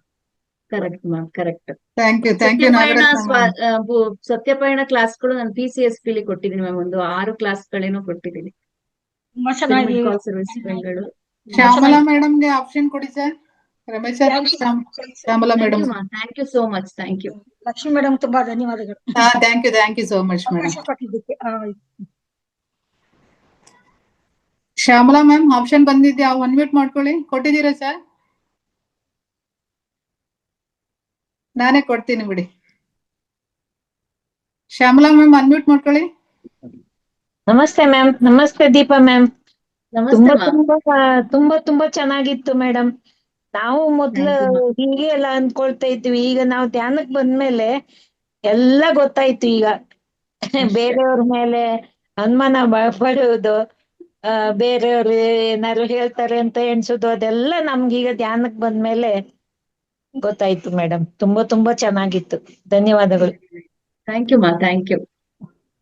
ಸರ್ ಲಕ್ಷ್ಮೀದೇವಿ ಪಂಡಿತ್ಗೆ ಕೊಡಿ ಸರ್ ಆಪ್ಷನ್. ಕೊಡ್ತೀರಾ? ಅವ್ರ ಹೆಸರು ಮೇಲೆ ಒತ್ತಿ ಸರ್. ಅವ್ರ ಹೆಸರು ಮೇಲೆ ಒತ್ತಿದಾಗ ಕೆಳಗಡೆ ಸೆಕೆಂಡ್ ಆಪ್ಷನ್ ಇದೆ ನೋಡಿ, ಆಸ್ಕ್ ಟು ಅನ್ಮ್ಯೂಟ್ ಅಂತ. ಅದ್ರ ಮೇಲೆ ನೀವು ಪ್ರೆಸ್ ಮಾಡಿ, ಒಂದ್ಸರಿ ಪ್ರೆಸ್ ಮಾಡಿ ಬಿಡಿ ಸರ್. ಮೇಡಮ್ ಆಪ್ಷನ್ ಬಂದಿದ್ಯಾ Lakshmidevi ma'am? Sir okay sir, ನಾನೇ ಕೊಡ್ತೀನಿ ಸರ್. ಅನ್ಮ್ಯೂಟ್ ಮಾಡ್ಕೊಳ್ಳಿ ಲಕ್ಷ್ಮೀದೇವಿ ಮ್ಯಾಮ್. ನಮಸ್ತೆ ಮಾ. ಇಲ್ಲ ಮ್ಯೂಟ್ ಆಗಿದೆ ಮ್ಯಾಮ್, ಮ್ಯೂಟ್ ಆಗಿದೆ. ಮತ್ತೆ ಮ್ಯೂಟ್ ಆಯ್ತು. ಸರ್ ನಾನ್ ಕೊಡ್ತೀನಿ, ನೀವ್ ಕೊಡೋದ್ ಬೇಡ. ಇಬ್ರು ಕೊಟ್ಟಾಗ ಅದು ಮ್ಯೂಟ್ ಆಗುತ್ತೆ. ಆಪ್ಷನ್ ಕೊಟ್ಟಿದ್ದೀನಿ ನೋಡಿ ಮ್ಯಾಮ್. ನಮಸ್ತೆ ಮೇಡಮ್. ಕ್ಲಾಸ್ ನಮಸ್ತೆ. ತುಂಬಾ ಚೆನ್ನಾಗಿತ್ತು. ಮೇಡಮ್, ನೀವು ಹೇಳಿದ್ರಿ ನಿಮ್ಮ ಮಗನ ಮೂಲಕ ನೀವು ಧ್ಯಾನಕ್ಕೆ ಬಂದ್ರಿ, ನಿಮ್ ಮಗ ಒಬ್ಬ ಯೋಗಿ ಅಂತ ಹೇಳಿ. ತುಂಬಾ ಖುಷಿ ಆಯ್ತು. ನಿಮ್ ಮಗನ ಮುಖ ದರ್ಶನ ಮಾಡಿಸ್ಬೋದಾ? ನಿಮ್ಮ ಅನುಮತಿ ಇದ್ರೆ ನೋಡ್ಕೊಂಡು ಆಸೆ ಆಗ್ತಿದೆಯಾ ಅಂತ ಯೋಗ ಪ್ರಶ್ನೆ ನೋಡ್ಬೋದು ಅನ್ಸುತ್ತೆ. ಲಾಸ್ಟ್ ಕ್ಲಾಸ್ ಅಲ್ಲಿ ತೋರ್ಸಿದ್ರು ಮೇಡಮ್, ಪಕ್ಕದಲ್ಲೇ ಇದ್ದ ಮಗ ಲಾಸ್ಟ್ ಕ್ಲಾಸ್ ಅಲ್ಲಿ ತೋರ್ಸಿದ್ರು. ಹೌದಾ?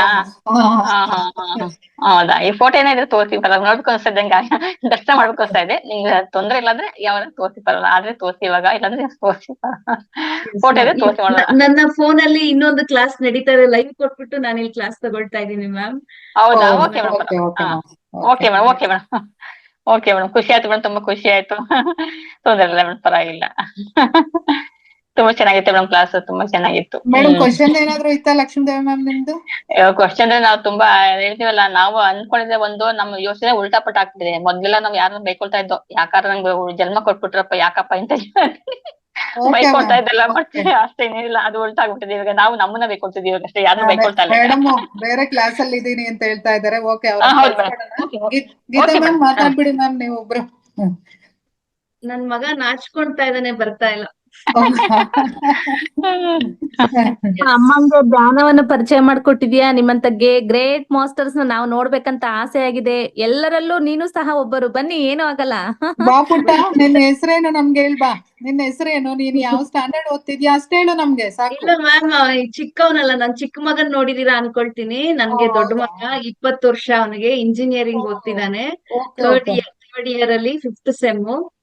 ಸೊ ಸ್ವಲ್ಪ ಶೈ, ನಾಚಿಕೆ ಸ್ವಭಾವ. ಹೌದು, ನೀವು ಚಿಕ್ಕ ಮಗನ್ ತೋರ್ಸಿದ್ರಿ ಮ್ಯಾಮ್, ಚಿಕ್ಕ ಮಗನ್ ತೋರ್ಸಿದ್ರಿ ಲಾಸ್ಟ್ ಟೈಮ್. ಇರ್ಲಿ ಮ್ಯಾಮ್, ಫೋರ್ಸ್ ಬೆಲ್ಲ ಬೇಡ ಪಾಪ, ಅವ್ರಿಗೆ ಸಂಕೋಚ ಇದೆ ಅಂದ್ರೆ. ಗ್ರೇಟ್ ಮಾಸ್ಟರ್ಸ್ ಅಂತ ಹೇಳ್ಕೊಳಕ್ಕೆ ತುಂಬಾ ಖುಷಿ ಆಗುತ್ತೆ. ಹಲೋ ಪುಟ, ನಮಸ್ತೆ ಪುಟ. ತುಂಬಾ ಖುಷಿ ಆಯ್ತು ಪುಟ ನೀವ್ ನೋಡಿ, ತುಂಬಾ ಖುಷಿ ಆಯ್ತಪ್ಪ. ಏನೂ ಇಲ್ಲಪ್ಪ, ನನ್ ಮಗನಿಂದ ನಾನ್ ಧ್ಯಾನಕ್ ಬಂದೆ ಅಂದ್ರಲ್ವಾ, ಅದ್ರಿಂದ ನೋಡ್ಬೇಕು ಅನ್ನೋ ಆಸೆಯಿಂದ ಕೇಳಿದ್ವಿ. ಖುಷಿಯಾಗಿ ನೀವ್ ನೋಡ್ಕೊಂಡ್ ಮ್ಯಾಮ್, ನನ್ ದೊಡ್ಡ ಮಗನಿಂದ ನಾನ್ ಧ್ಯಾನಕ್ಕೆ ಬಂದಿದ್ದು. ಹೌದು ಹೌದು. ಗ್ರೇಟ್ ಮಾಸ್ಟರ್ ನಿಮ್ ಮಗ. ಹೆಸರೇನು ಮ್ಯಾಮ್ ಮಗದು? ಶ್ರೇಯಸ್ ಅಂತ. ಅವನು ಧ್ಯಾನಕ್ ಬಂದು 1 ತಿಂಗಳಲ್ಲೇ ಅವನಿಗೊಂದು ಅನುಭವ ಆಗತ್ತೆ. ಹಿಮಾಲಯ ಪರ್ವತ ಹತ್ತೋ ತರ ಅವನ್ ಫ್ರೆಂಡ್ಸ್ ಗಳ ಜೊತೆ ಅಲ್ಲಿ ಎಲ್ಲ ಹೋಗಿ ಹಿಮಾಲಯ ಪರ್ವತ ಎಲ್ಲ ಹತ್ತಿ, ಆಮೇಲೆ ಪಕ್ಕದಲ್ಲಿ ಒಂದು ಬೆಟ್ಟ ಇರುತ್ತೆ, ಅದಕ್ ಆ ಕಡೆ ಯಾರು ಹೋಗ್ತಿರೋದಿಲ್ಲ.